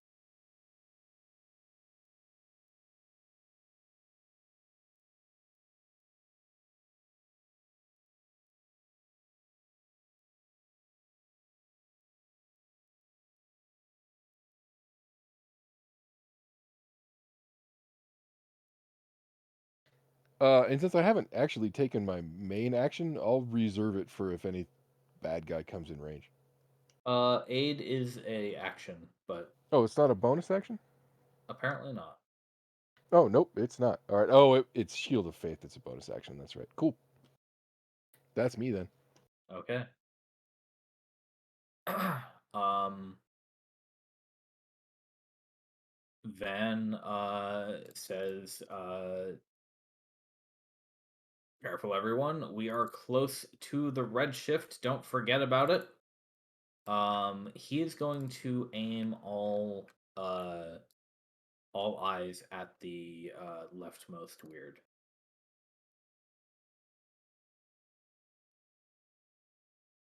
So a 2, a 1, and a 7. 5, 6, 7.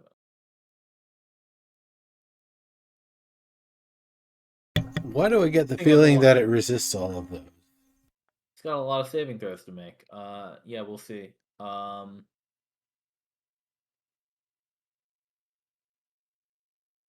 save. Passed. Wisdom save. Failed.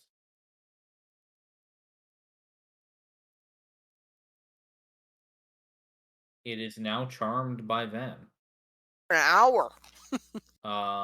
And sleep. Failed.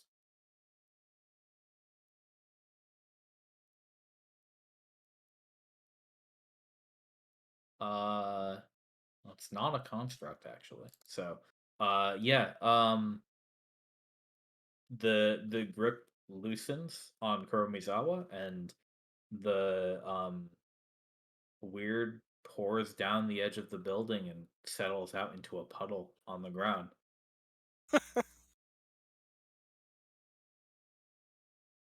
And Van says, "All right, that'll take care of that one for a second. Handle the other ones."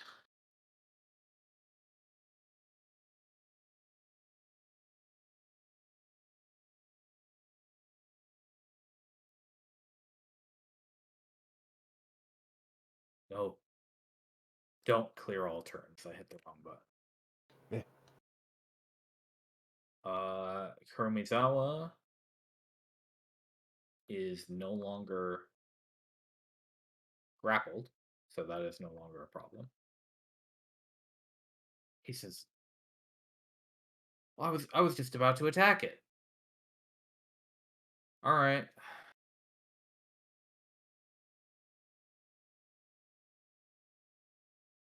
He moves 1, 2, 3, 4, 5, 6.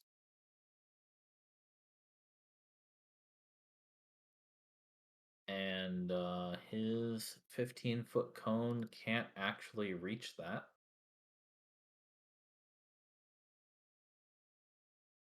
Not going downhill, at least. So he's going to have to wait. But Irenaeus, you're up.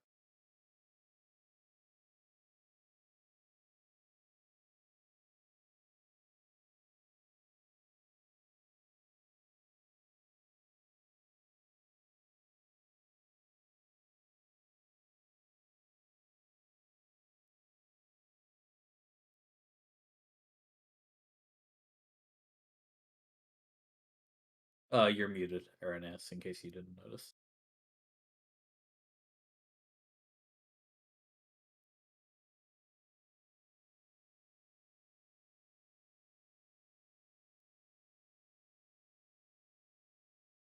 Got some of that sleep rate. Yeah. Well, I'm gonna go AFK for just a moment. No problem, Nimbus. I thought he might have fallen asleep again. Oh no. Still here. Okay. Hi. I hear you. You good? Yeah. Okay, great. It is your turn. I thought that would be. I wasn't quite fully paying attention, and I thought that Badath was still up, so I did not fully catch what happened in that meantime. So the weird attacked Kuromizawa. It grappled him and pulled him closer a little bit.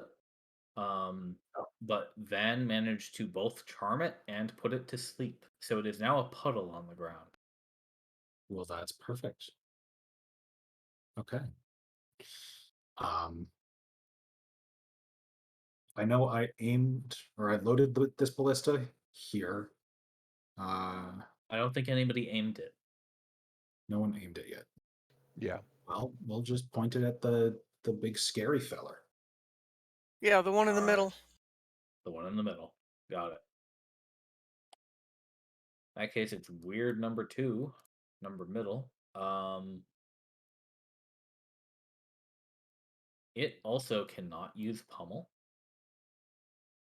So it is going to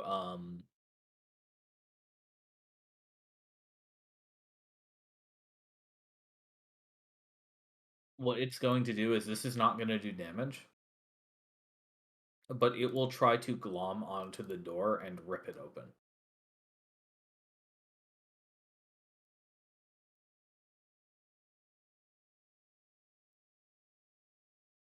It does hit.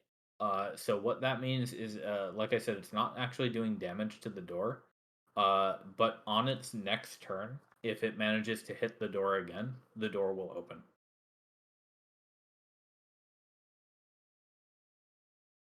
Ready to like rip it off its hinges, basically. Yep. The other one, I think, was it supposed to be able to make a save from that slow on its last turn that I forgot about? Yeah, at the end of its turn, right?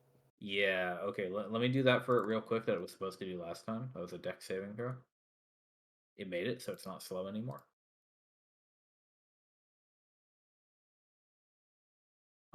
So it is going to move up.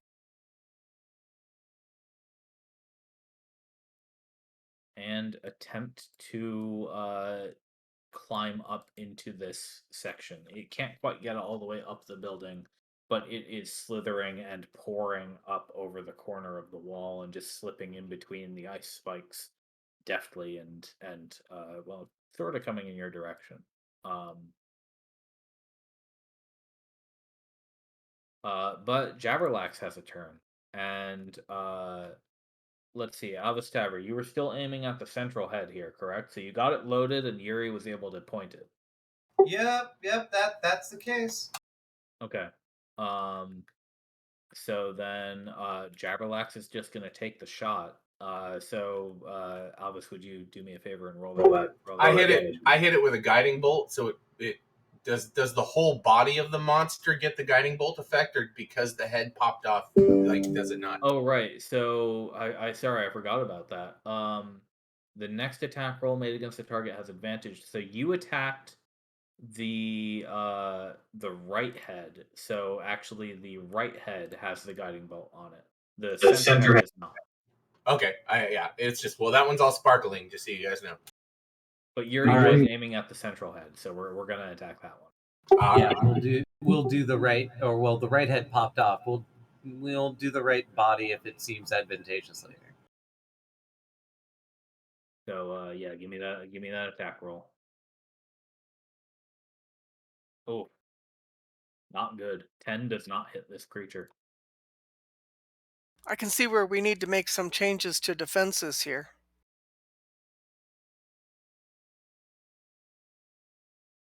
Well, yeah, they're good for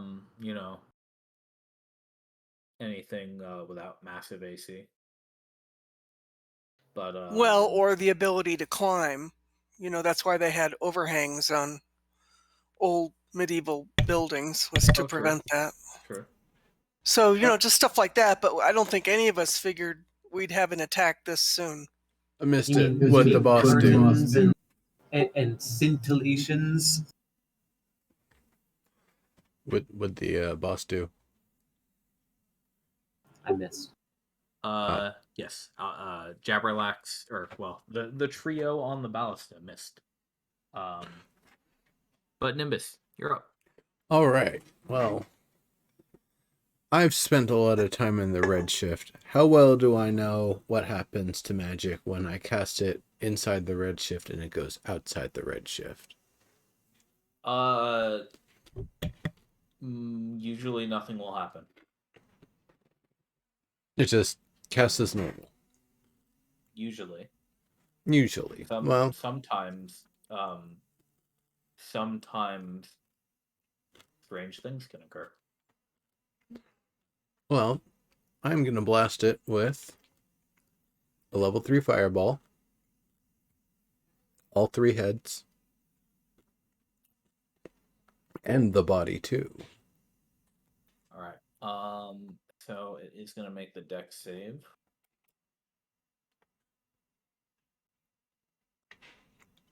They all have the same deck, so I'm just going to roll it 3 times from the same one. Wow. Oh, I rolled that to me. That was a 4, a 13, and an 8. Oh, wow. Yes! I'll take it. Leave you, sir.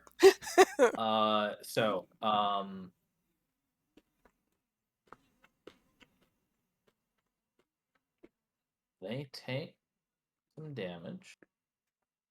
And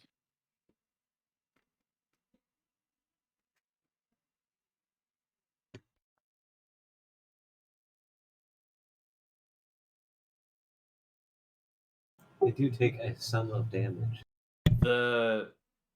Something about the interaction of your fireball with their flesh or scales causes a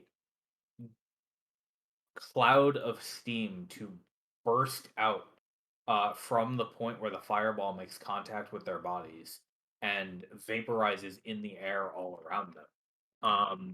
They are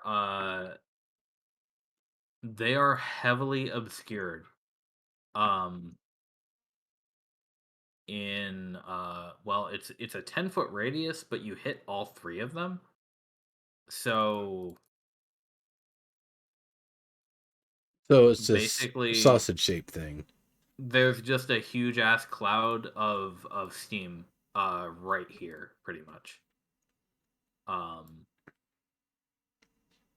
And you cannot see them very well at this point. You can't see the serpent creature. I hit him, everybody. Through all the steam. How does the guiding bolt play into this?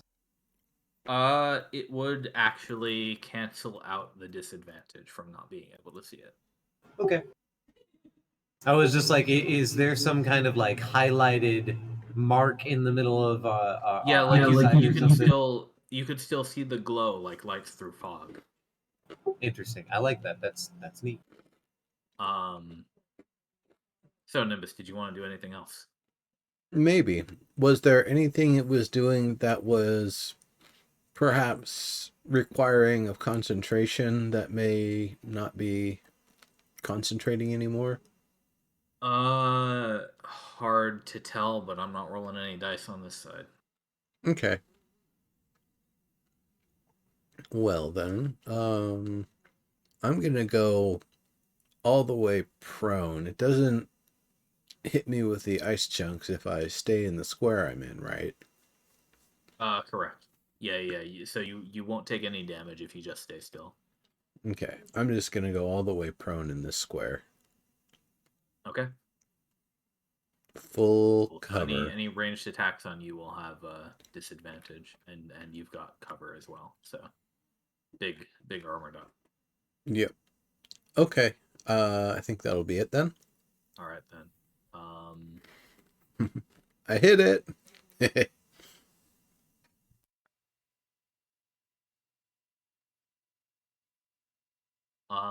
You can't see what the left head is doing. But Angela is up.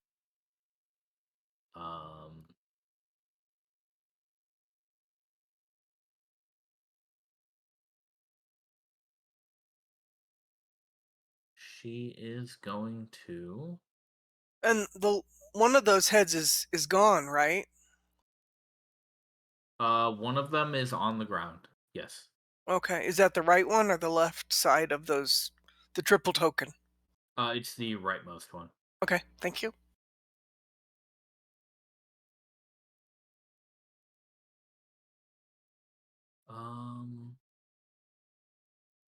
So she's already concentrating on Bless.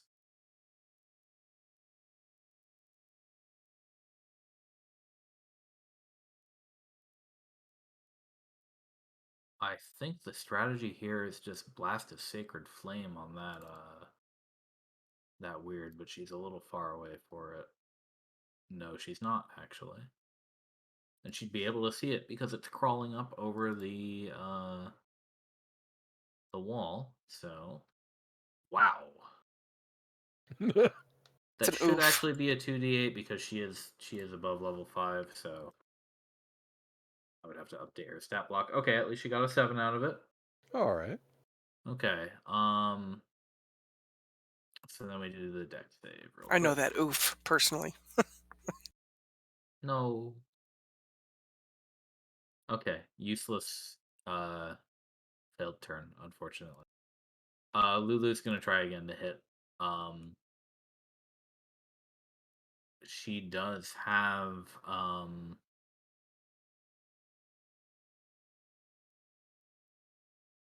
well, let's see. Is she close enough for this one? Oh, wow, she is not close enough to pull off a shatter.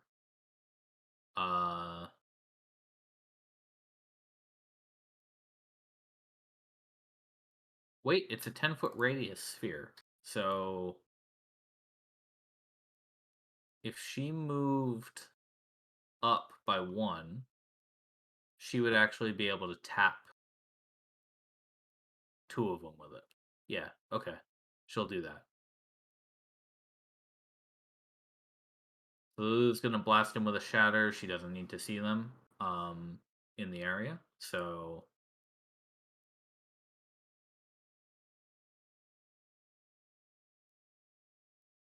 hop. Wow. Nice. That's sad. Yeah, that's a lot of ones. Well, let's see what these con saves are like. At least one of them failed. That was the left head that failed. So it takes a full 9 thunder damage. Central head takes 4 thunder damage. Would have been a lot cooler with a better roll, but she's gonna back off.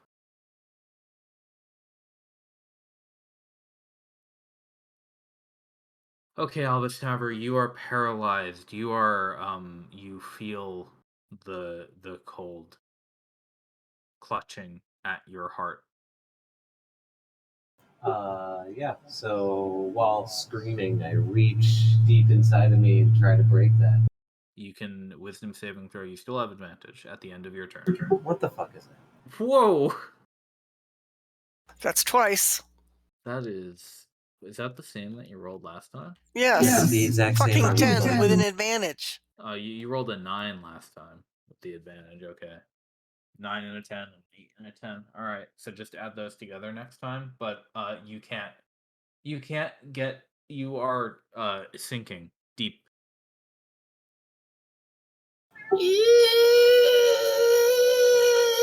That's a very unpleasant noise. Trying to make that noise. You can't even speak. So Yuri now at this point notices that something is wrong, and she's like, Alastabber, what are you doing? Oh, damn it, Jabberlax, load the thing. I'm gonna try to spot the Hydra somewhere in there. She's gonna try to keep aiming. She's gonna use her action with that. And she does not have time or the ability to move very far to help you out, Alastabber.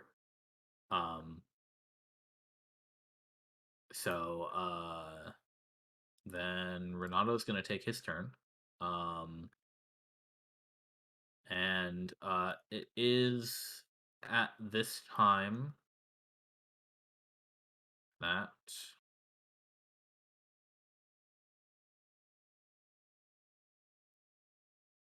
an ice spear appears out of the fog, aimed at Van once again. That one's gonna hit. Oh no. Can they see through the fog, or would it be obscuring to them too? Just a lucky shot, or Well, it did manage to hit him. that wasn't the question. Can they see through the fog?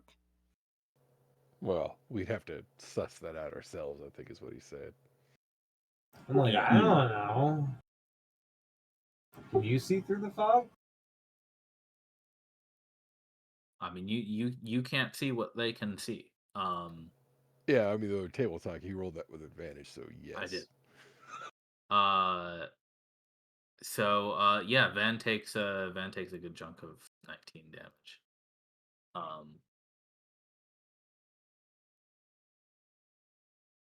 He almost catches it.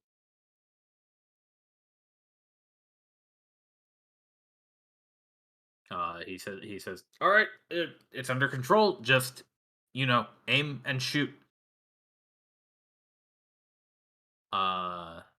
And let's see, is this ballista aimed right now?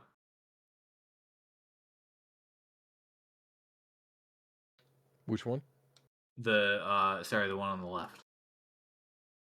Yeah. It is aimed. Okay. Then I think Renato's probably going to be the one to shoot it, because it's his turn. So he's going to come in, and we will have disadvantage on this one. Can somebody roll me a ballista attack with disadvantage? Irenaeus, perhaps you could pull open the card and do it. Yeah. And you were aiming at the central head, correct? Yes. All right, yeah. So you had a disadvantage now after aiming because of the heavily obscured steam. Okay. But a 15 will hit. Oh, thank goodness. Nice. And you deal a nice 17 damage.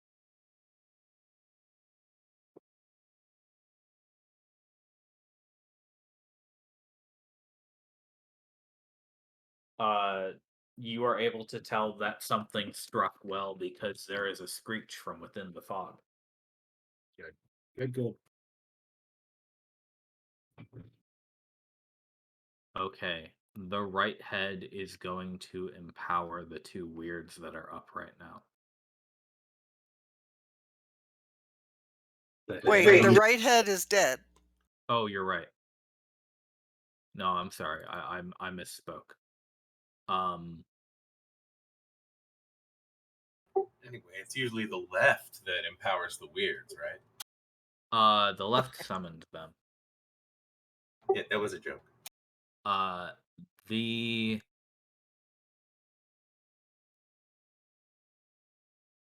well, this is really inconvenient. But you don't see the right head do anything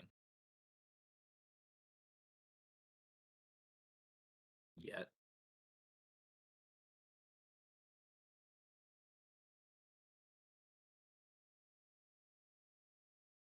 Naya, your turn.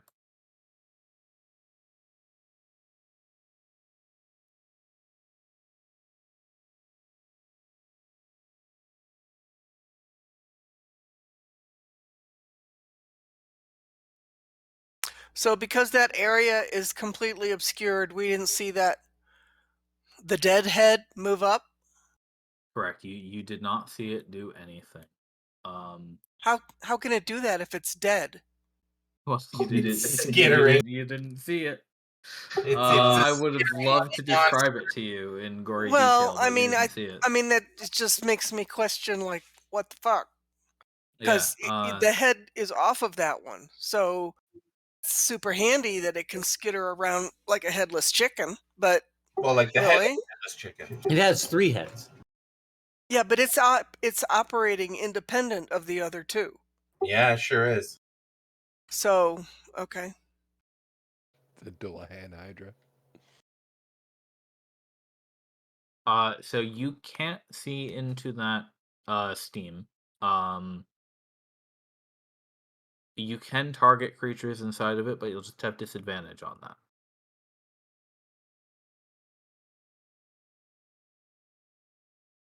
Of course, you do also have these weirds just nearby, with plenty of health to go around.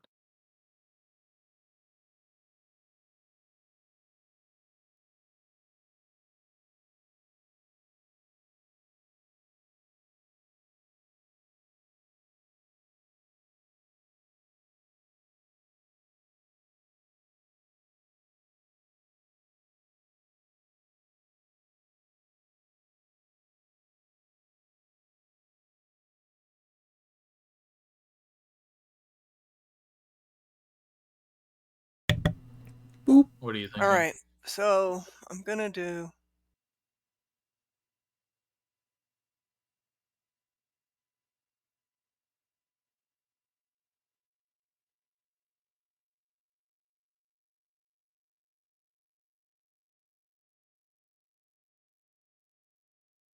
Against the one in the middle. Weird.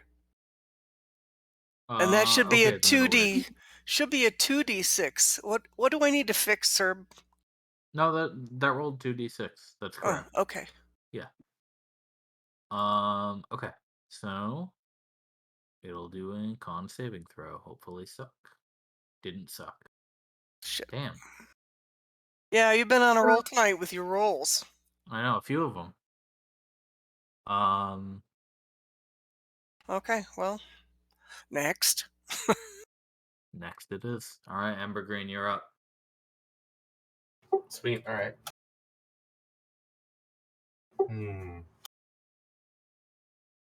Now Amber Green, I think your guiding bolt lasts until the end of your turn, correct? It might. The glow. I would have to look. So I'm gonna call for a before the end of your next turn. I'm gonna call for a perception check from you, Amber Green, because this is All right. your guiding bolt.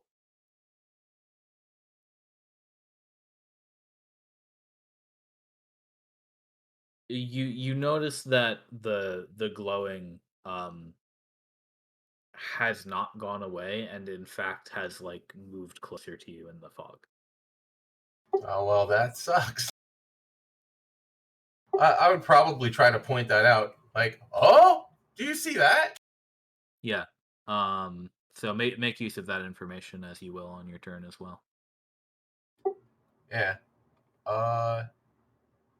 Shit. I wonder if I can. Oh well, what's the range here?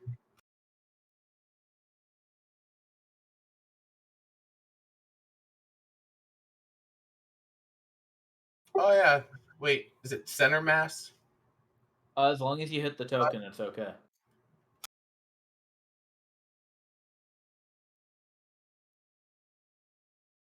Yeah, I didn't. There's some mist over there. I just shot at it. Cool. I guess Alright. maybe, didn't that have shouldn't that have advantage? Oh, you've got disadvantage from the fog, so they cancel out. All right, no problem. Well, I missed. In All fact, right, I went. It's and over there. there goes that. Yeah, there goes that. That guiding bolt. So, okay. Did you want to do anything else on your turn? No, that's it. All right, then it's the owl's turn. More dragon breath, I take it. Yep, and a change of strategy. So 5, 10, 15, 20, 25, 30. Gonna blast it. I don't care if it takes half damage. It is still damage.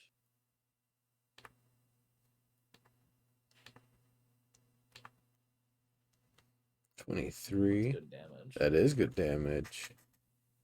Very So nice. half will be a nice 11. And then what?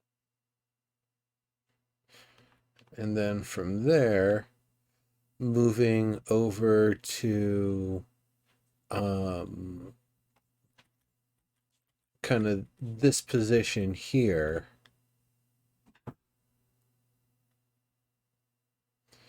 Kind of nestled in a spot where the weirds can't see it, and the heads, even if they could see through the fog, wouldn't have been able to see it. Yeah. So Badath can kind of duck down. There's that not quite all the way to the top of the building's wall that goes between them and that alleyway, that road. So he can kind of duck down between the roof of that building and the tower and that wall, and float down there for a second. Yep. Cool. All right. This weird is deep asleep, so it's your turn, Montlarin. Oh, no, yes, that's correct. Alrighty.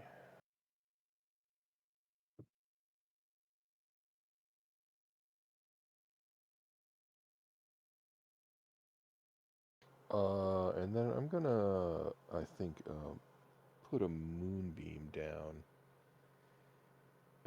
Basically right. Right on top of it. Yeah, it's a 5 foot radius, so you're just smacking straight on top of this thing. Okay. Let's see. It is not a shape changer. But it will take the. What kind of save is it?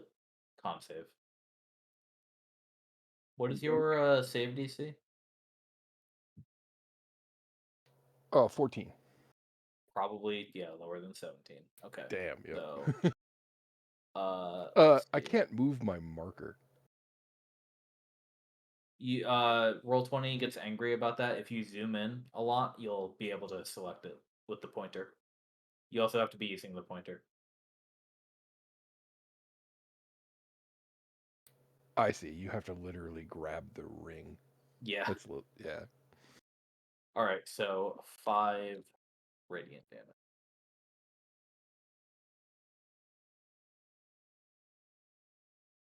All right. Anything else? Nope. That's it for my turn. Okay. In that case, Van will try to help you out here. He is going to blast this weird next, and he's going to use 4, 6, and 2. So first is a dexterity save. It fails and is slowed down. Good start.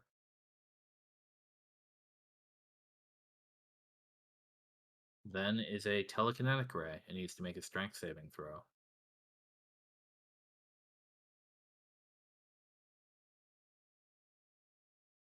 It passes that, so he's not able to pick it up. And then a paralyzing ray. It fails, so it is paralyzed. However, Van shortly discovers that this creature is immune to paralysis.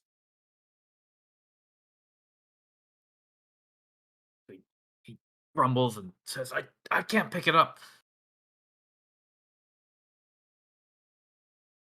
Malaran, have you got this? Kuromizawa, I can go attack the beast. Yeah, we got this, man. All right. We do have this, right? Everyone's out. Pat. He says, "Hell yeah, we do." And he jumps down. Oh shit. And he is going to give it a, let's see. Is this built in? This is built in. Okay.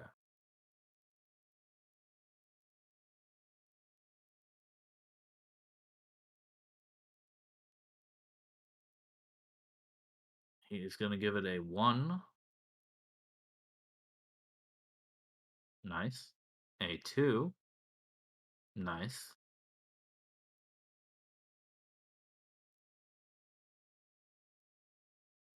He's going to give it a action surge. Oh, you know what? I misread his abilities. He was also going to give himself advantage on all of these attacks, so I'm going to roll both of those one more time to see if he got a crit. Otherwise, I'm going to use the rolls I rolled already. Okay.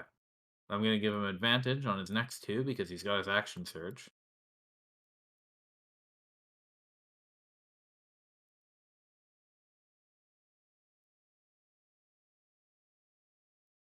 And he's going to do 2 more attacks.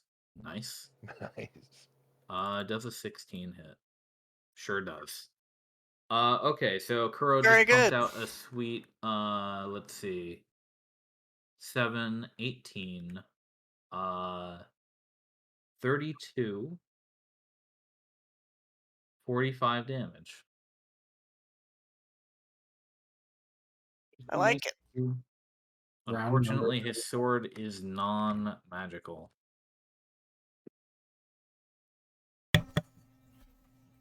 But Darn. he So does all of it or half of it? he does sweep a splash of water out into the dirt.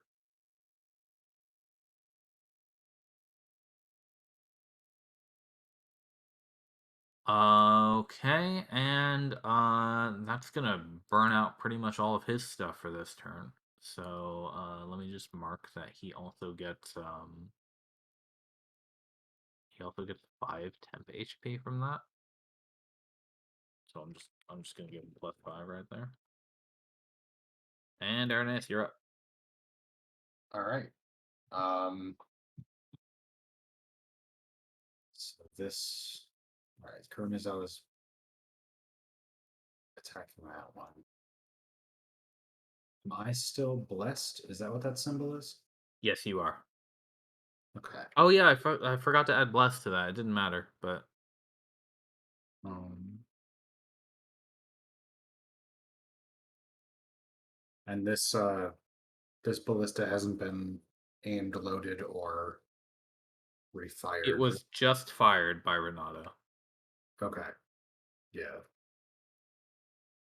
So we'll load it back up All right. and hope for another good shot. Okay. This then the weird right here has well, it does have the ability to use pummel. And it has advantage when doing so. So it's going to try to pummel Kuromizawa in return for his big attack.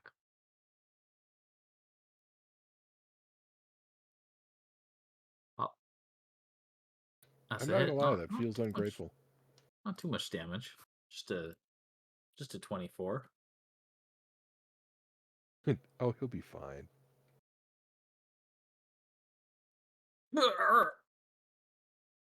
Ow!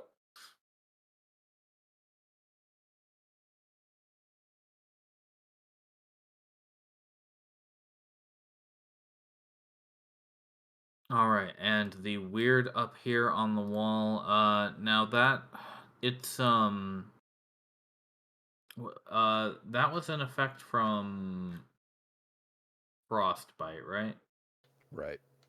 Okay, it doesn't have that anymore because it's been more than a turn, so that's long gone. Nimbus, this thing has 15 feet of reach, so it's coming at you with advantage, but you are prone. Yeah, I'd have a hard time seeing me. You have Another question: when it crawled into the radius to begin with, did it take the ice spike damage? No, it is able to slither through the spikes.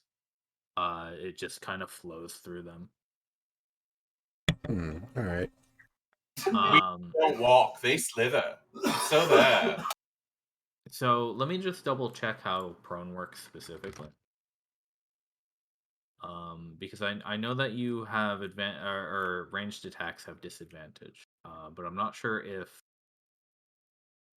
attack roll has advantage if the attacker is within 5 feet. Otherwise, it has disadvantage. Okay, so it would cancel out the advantage, but it could still target you because you're not hiding. So it will just have normal attack. It does have 15 feet of reach, and you do have a +2 to your AC from being behind half cover as well. So you've got a lot going for you here. We'll see what happens. Does a 20 hit? Not if I cast shield. Then please cast shield. Yeah, because that would actually bring me up to a nice 24. And that lasts until your next turn, right? Yeah, which is coming right up. So. Oh yeah. All right, so yeah, it like a pseudopod of water just slips around the side and almost looks at you, and then it rises up almost in the form of a mallet, and you catch the shield just as it attempts to crash down on you and manage to block it. It splashes all over the place. Yes. So Jabberlax is going to well, Yuri has tried to aim the thing. So Jabberlax is going to he would have to take 4d4 of damage to get to a point where he can actually load this thing and is not standing in another person's space. So he's just going to muscle through it. Roll 4d4 for that. Ooh, wow, that was a high roll. He's okay though, and he's probably not going to move from that spot at this point. And yeah, he is going to then go ahead and load one of the bolts. And while he's doing so, he's going to be like, Albus Tavern, what are you doing? Snap out of it. You barely hear him.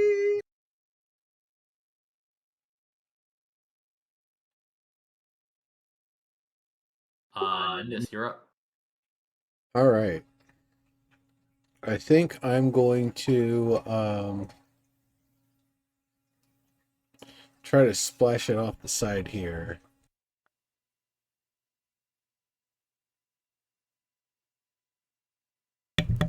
Let me try using a level 2 Thunder Wave. Yeah, and you'd be able to target it just fine because it's kind of it's crawling all up in there. Okay. Bad damage, but let's see how the save goes. you are able to blast it, and it does take full damage. So, All right. And then does it take any damage on falling? yeah, it'll take a D10. So an extra 3 points Sweet. of damage as it gets blasted across the road. So you are able to you're able to push it back down onto the road and off the building. All right. And then back down to my low position. Nice.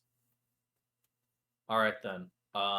The fog finally clears, and in the fog you can see that the severed head has you're not sure if they were always there or if they just sprouted when you weren't able to see it.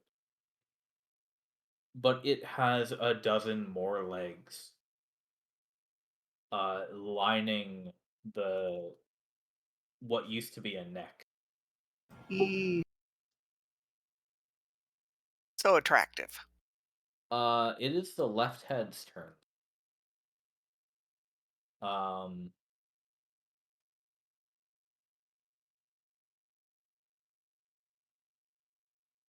and it is going to keep a readied action while Angela has a turn. So I think at this point Angela is going to run up, and the object was just loaded, correct? Yeah, you mean the one on the left? Yeah. Yeah. So she's actually gonna run up, and she's basically like, all right, screw this. Where do you need me to aim this thing?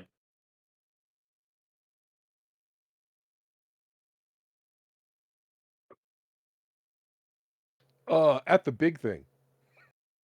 Okay. She's gonna aim it at the central head.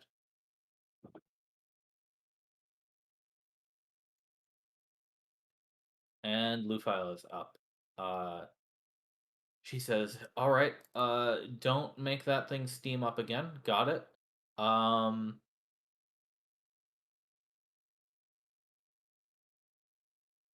she will instead attempt to blast the. She's got to protect Kuromizawa actually. So she's going to attempt to blast the weird with just another chromatic orb.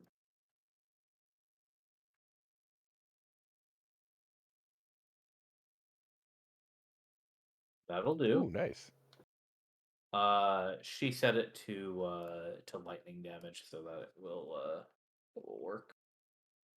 And it takes some damage.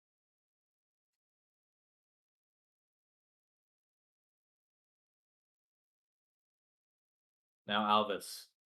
Um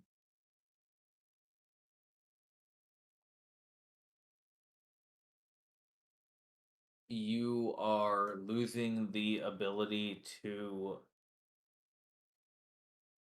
remember that you are sinking until you snap out of it and it all seems to melt. Oh, good. Finally. Does that take my whole turn? The save is at the end of your turn, yes. You're in a K-hole, man. Since it's at the end, you technically still can't use the action. No, good call. Yeah, never mind. It's basically after your turn. But you're out. Ah! I yell at Yuri.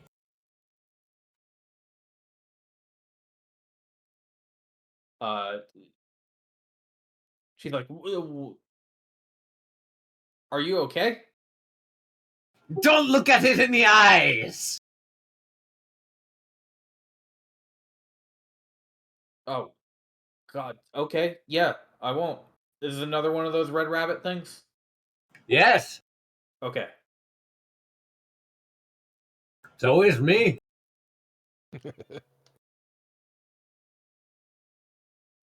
Well, she says, I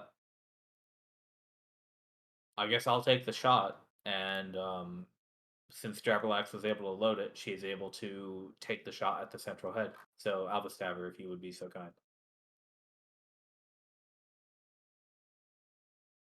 Oh God,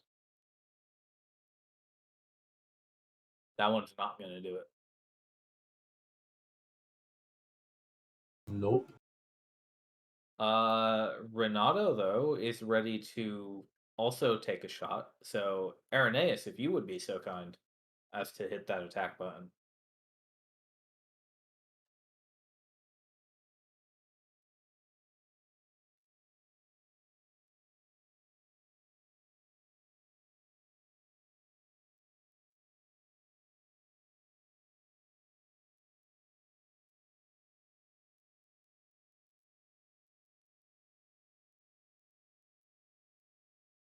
Irenaeus, you awake?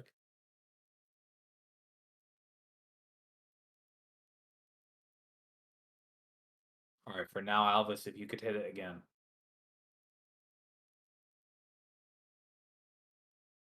Thank you. Wow, that is an Nice. excellent hit. Yeah, nice roll. All right, very good. 16 piercing damage to the central head.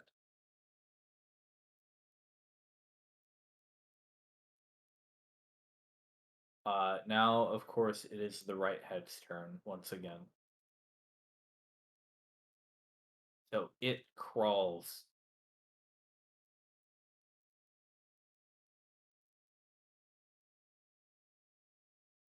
eagerly out of the redshift, pulling itself along by these vascular shredded pieces that resemble legs. Gross.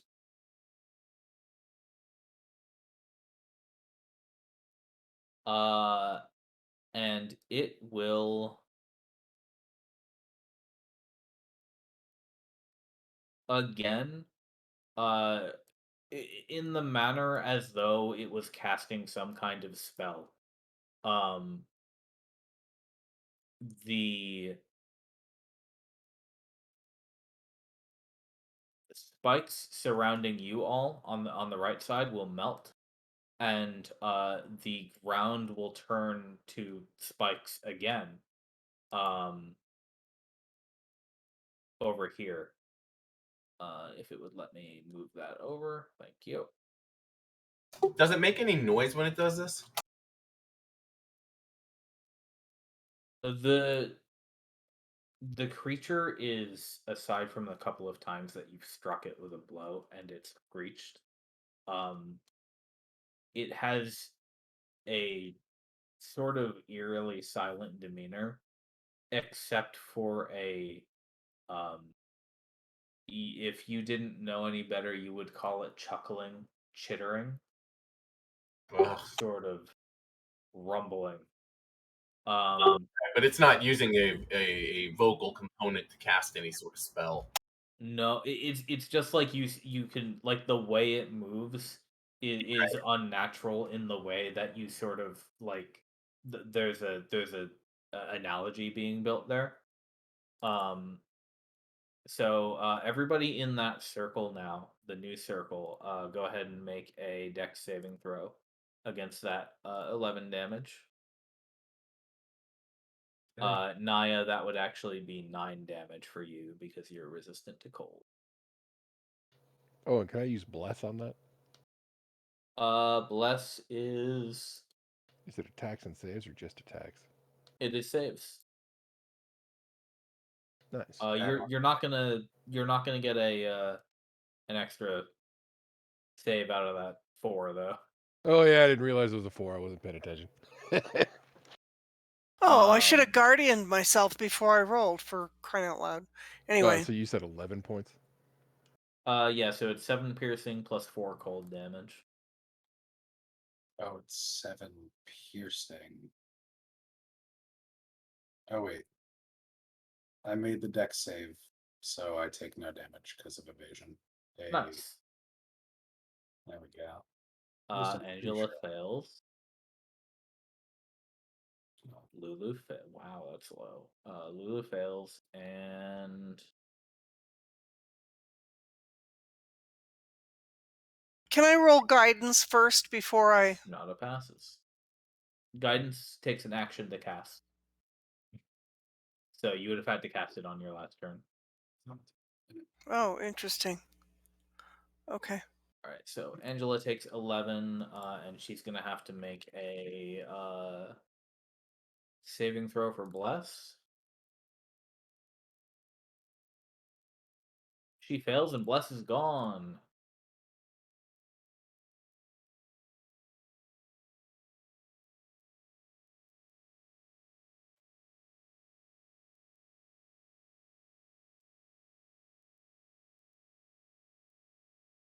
Renato only takes 5 damage. And Lulu takes she also failed, so she takes 11. Lulu is hurting a bit.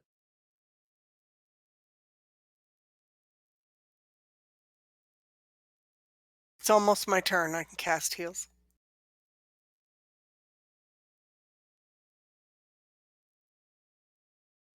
Now the central head is going to move up. Still attached to its partner.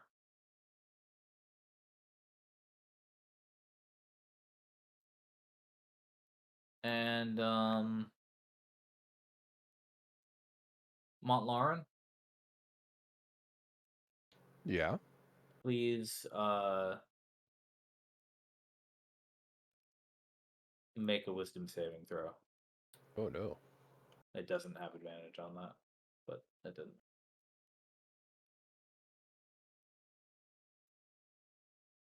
Whew. Nice.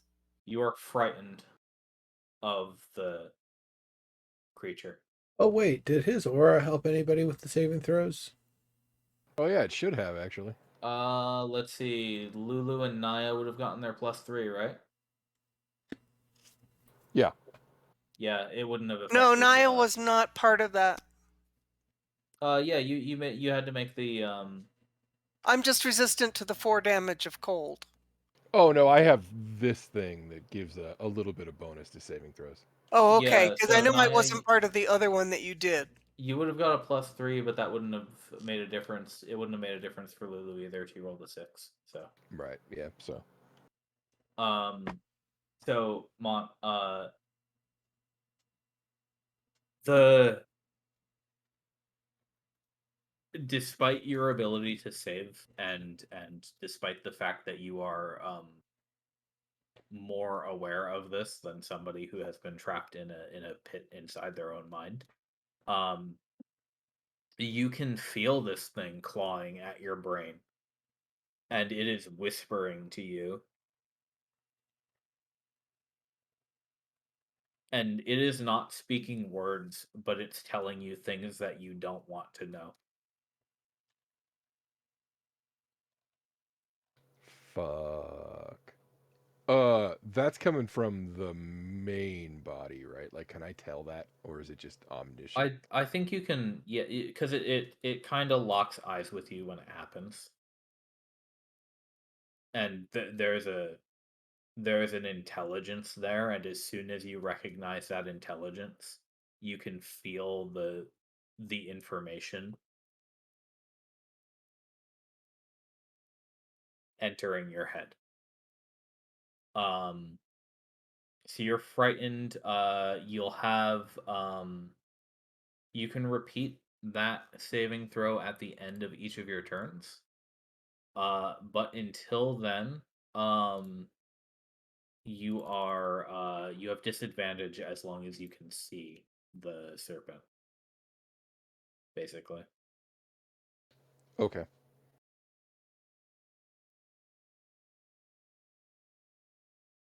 At least it wasn't like fear, so I'm not stuck in dash mode.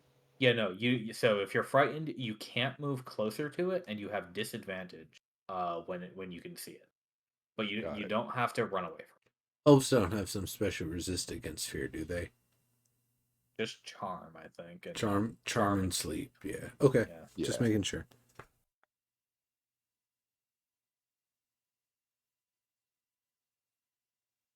And that's until the start of the serpent's next turn, actually. So that doesn't last all that long. Gotcha. So actually, sorry, I misspoke on that one.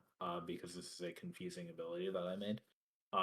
You don't get to save for it on your turn. It wouldn't matter anyway. It just lasts until the gotcha. Yeah. All right then. So that aside, Naya, you're back up.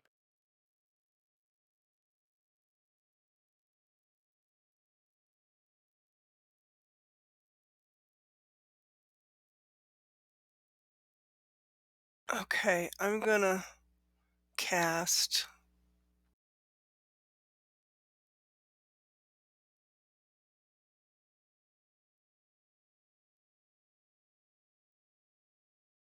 Oh, for God's sake, and that's a level 3 spell. How many ones were rolled in that?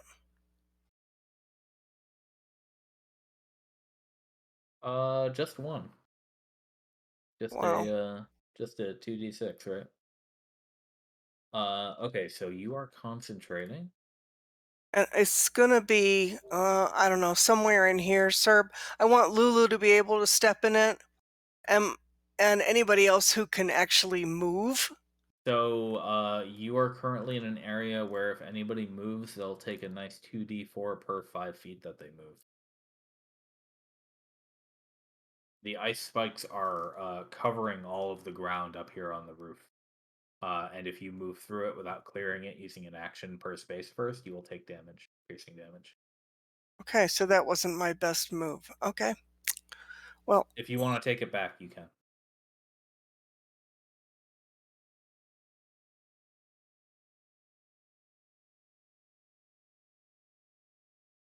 Lulu's standing right in front of me, right? So I don't actually have to move my feet to touch her? Correct. Right. Okay, I take it back. I'm going to cast this instead. Get rid of that one. Nice. Wow, good roll. Makes up for the shit one before. Right? Just get that one out of the chamber. Well, I mean, I've had some nice rolls for damage, and then they save against them. So it's the first time I've actually done something productive all night. He says, "Oh, thank you. I think we have to get rid of that one that's making these spikes appear."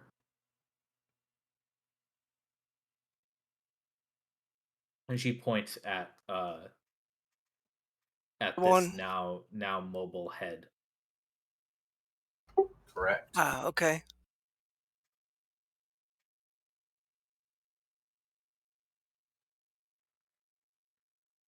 All right, Naya, is that everything you wanted to do on your turn? Yeah, that's all I really can do. Okay, Amber Green, you're up. Glam. Ooh, all right. Who are you attacking? This one. Okay. Well, that'll hit. It'll do a nice 3 damage.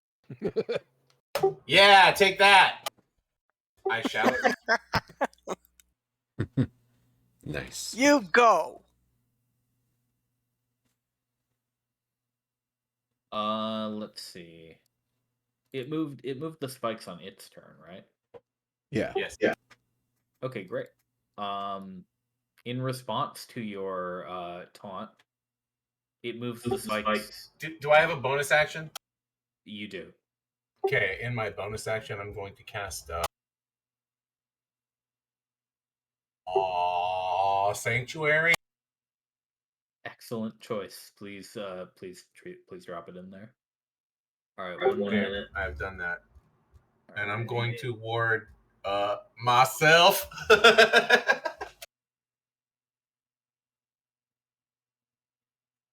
Okay, you ward a creature within range. Targets a creature with an attack or a harmful spell must first make a wisdom saving throw. Doesn't protect from area effects, unfortunately. Yeah. But you do have that on you for a minute. So we'll give you a nice shield. And at the end of your turn, it does move. This one. Damn.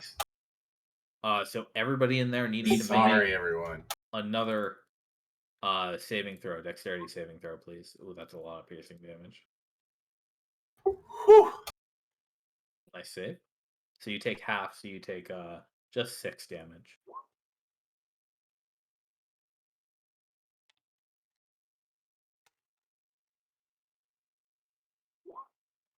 Ooh, Jabberlax takes the full 13.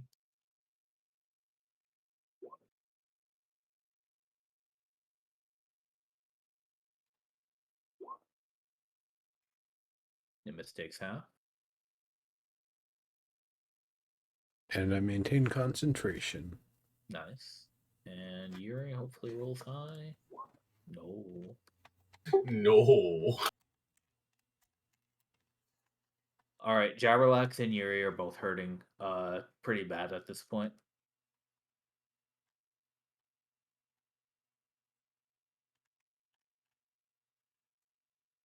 Yeah, they sure. What's wrong with you two? You guys look sluggish. I can't see where it's coming from.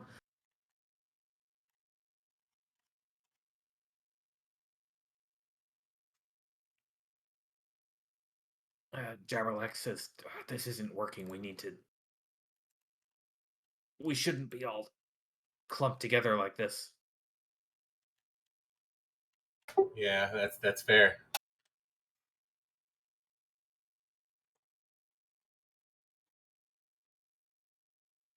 We had a chance to move, some of us. I only cast one spell per turn, so I'm gonna have to mass healing word you lot, and then only then I can dimension door my ass somewhere far away from you. That was between turns, so now Badath has a turn. Tell me about the windows on this building to the left here. Which building? Sorry. That one. Most of the windows throughout Chose are not intact. Sorry, let me rephrase this. Is there a window on both the left and right side relative to our perspective?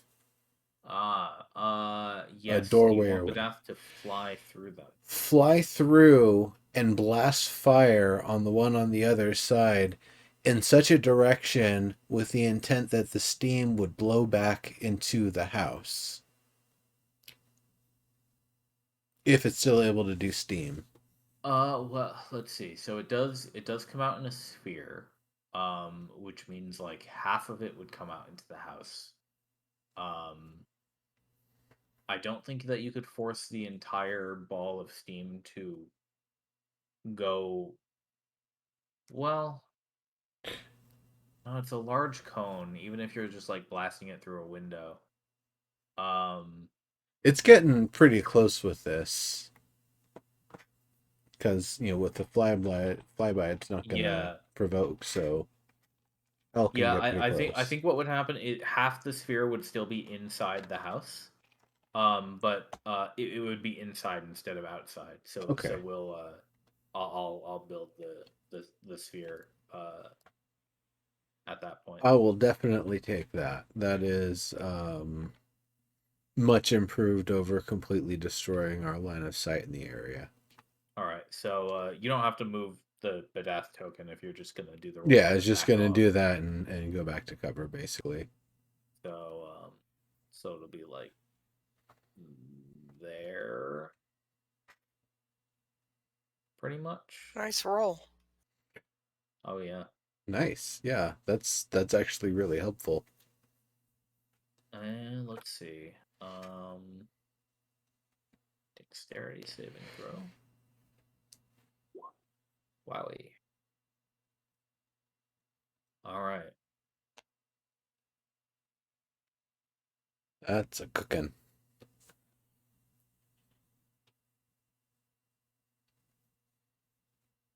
Okay. So yes, that did some damage, and yeah, so the blast of steam, Badath is able to just kind of ride the wave back out. And Those of you on the west, you can still see this creature. Those of you on the east, it might be a little bit obscured. It might have half or 3/4 cover from you. But now it is it's the Sleepy Weird's turn, so then it's back to Montlaren's turn. You are still frightened. Right. Okay. I wanted to ask Uh, about that. His roll was effectively a saving roll of 23, wasn't it? Yeah, so he avoided being paralyzed for a minute, but he was not able to avoid the speech entering his mind and still causing the fear for one round. I see. Now, Mont, just double check. You didn't have anything that like helps you save against fear, did you? no. Aren't you an elf? That's gonna No, get that's Charm and though. Sleep. Yeah. If anything, it'd be maybe a paladin ability. Yeah. No, I don't have anything like that. There might be a higher one that makes you immune to fear or something, but Elves. Sorry. Well, It- my they're- type of paladin is a life paladin, so my stuff is like immunity to disease and eventually okay. age Well, anymore. hypothetically, couldn't you lay on hands yourself and remove one condition? I guess the question is, would you think to do that under a situation where you're inflicted with fear? It sounds like he's pretty well incapacitated. I mean, Well, not as so, bad as paralyzed, I laying suppose. hands but- also only does disease or poison, right? Oh, Also, laying hands on yourself is not. Yeah, so you have disadvantage on ability checks and attack rolls while the source of your fear is within line of sight, and you can't willingly move closer to it. So you can still Right. do everything else on your turn. You just can't you can't move closer to the street, and you'll have disadvantage on pretty much any attack that you make right now. Right. That's fine. In that it completely changes my plans, but that's fine. I'm gonna do that. Oh right, when was that moonbeam supposed to trigger again? By the way. Start of his next turn. Oh, so that should have triggered on his turn already. Yeah, any turn he stays in it. In fact. Let me can you give me pop me a roll on that real quick to go with that Yeah. prayer of healing?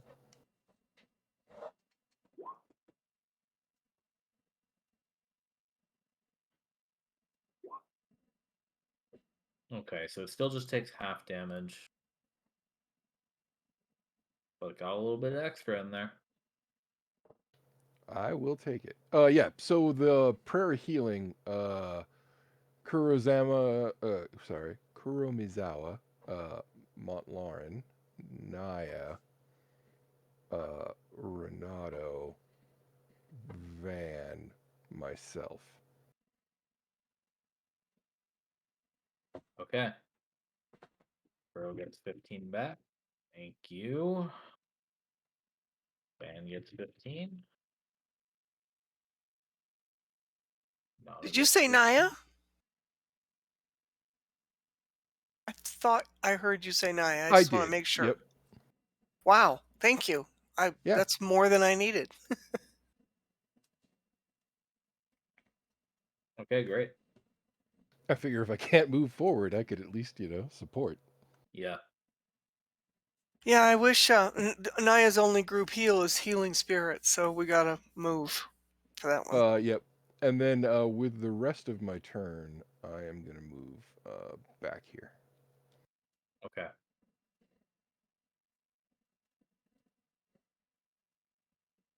Okay, Van is gonna do exactly what he said. And he's gonna attack the Hydra.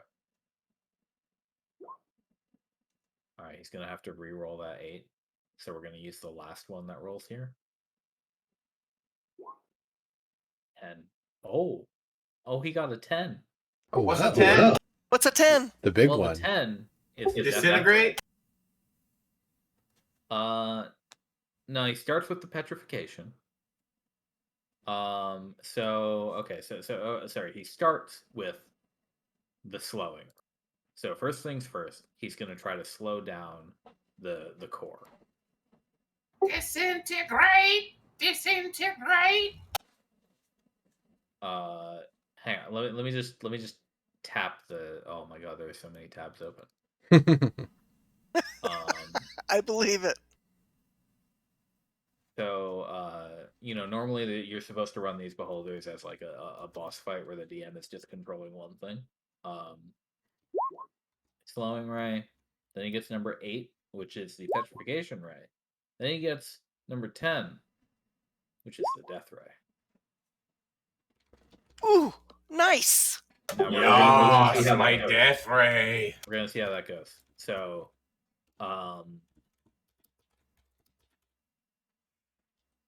he does the slowing ray first. It makes a dex saving throw. It fails.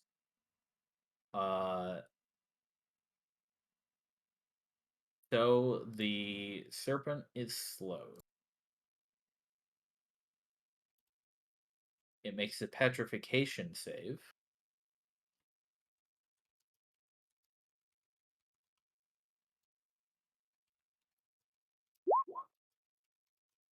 It fails, so it is restrained, which means the creature has disadvantage on dexterity saving throws. And it must repeat the saving throw at the end of its next turn, And or it has is to petrified. And it has to do a dex saving throw for the third one.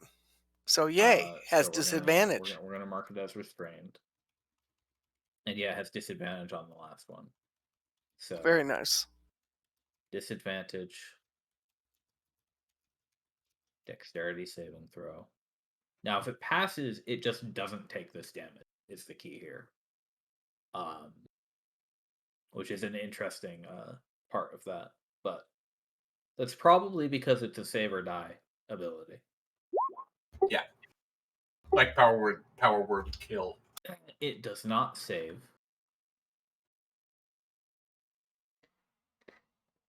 Now it doesn't die, but the beam cuts through the neck, and the left head flops onto the ground into the dirt. Yay, Van. Watch out, it's gonna turn into a skittering beast. Yeah.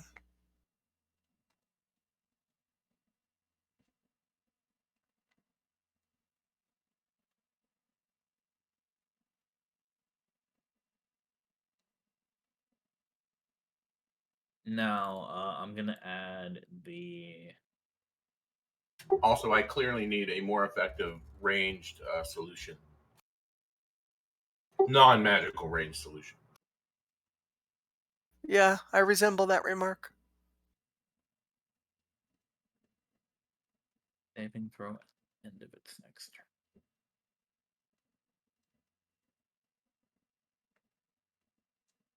Okay. That's gonna be Van's turn. Hey, he's gonna turn to his left. He's gonna be like, he's gonna say, "Yes, got it." Are you all okay down there? Do you need me to lift you out of there? That's smart. If nobody else says anything, Yuri raises her hand and she says, "Yeah, actually, yes, Captain."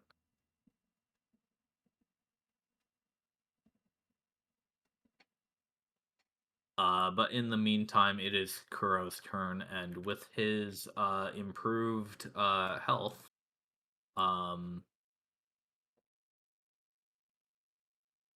he is going to take a couple attacks here. He's also going to give himself advantage again because he could do that a couple times, and gain some temp HP while he's at it.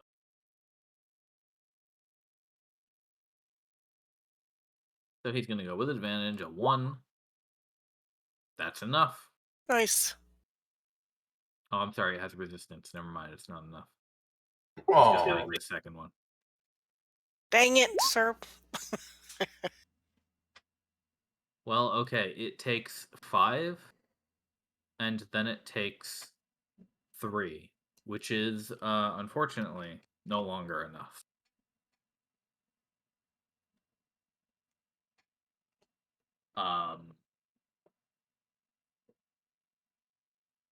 So he is going to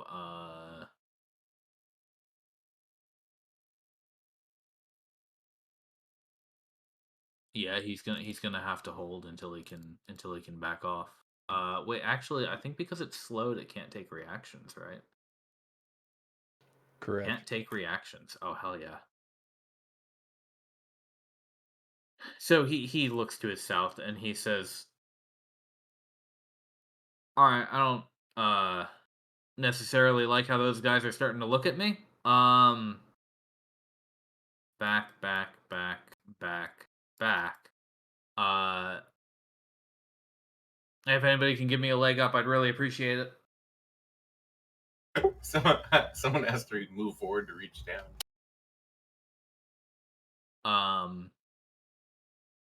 And then it's Irenaeus' turn. So it's 2 a.m. and this fight has gone on a little bit longer than I expected. Do you guys want to carry it over to next week? I'm okay with that. Sure. Yeah, totally, man. Yeah, Will that'll be everybody fine. be able to attend? I'll be here. I expect Yeah, it. I'll be here. Okay. All right then. Let's do that. Let's meet up right at this spot in the middle of this battle next week, and we'll finish it up. Okay. Sounds good. Thanks for the Sounds session, good. man. Thanks for the sash. Yeah. Yeah. Thanks for returning, everyone. Sure. I will see you next time. Make Okay. sure you sign up on the calendar. Right. Yep. I'm sure I'll remember. Sounds good.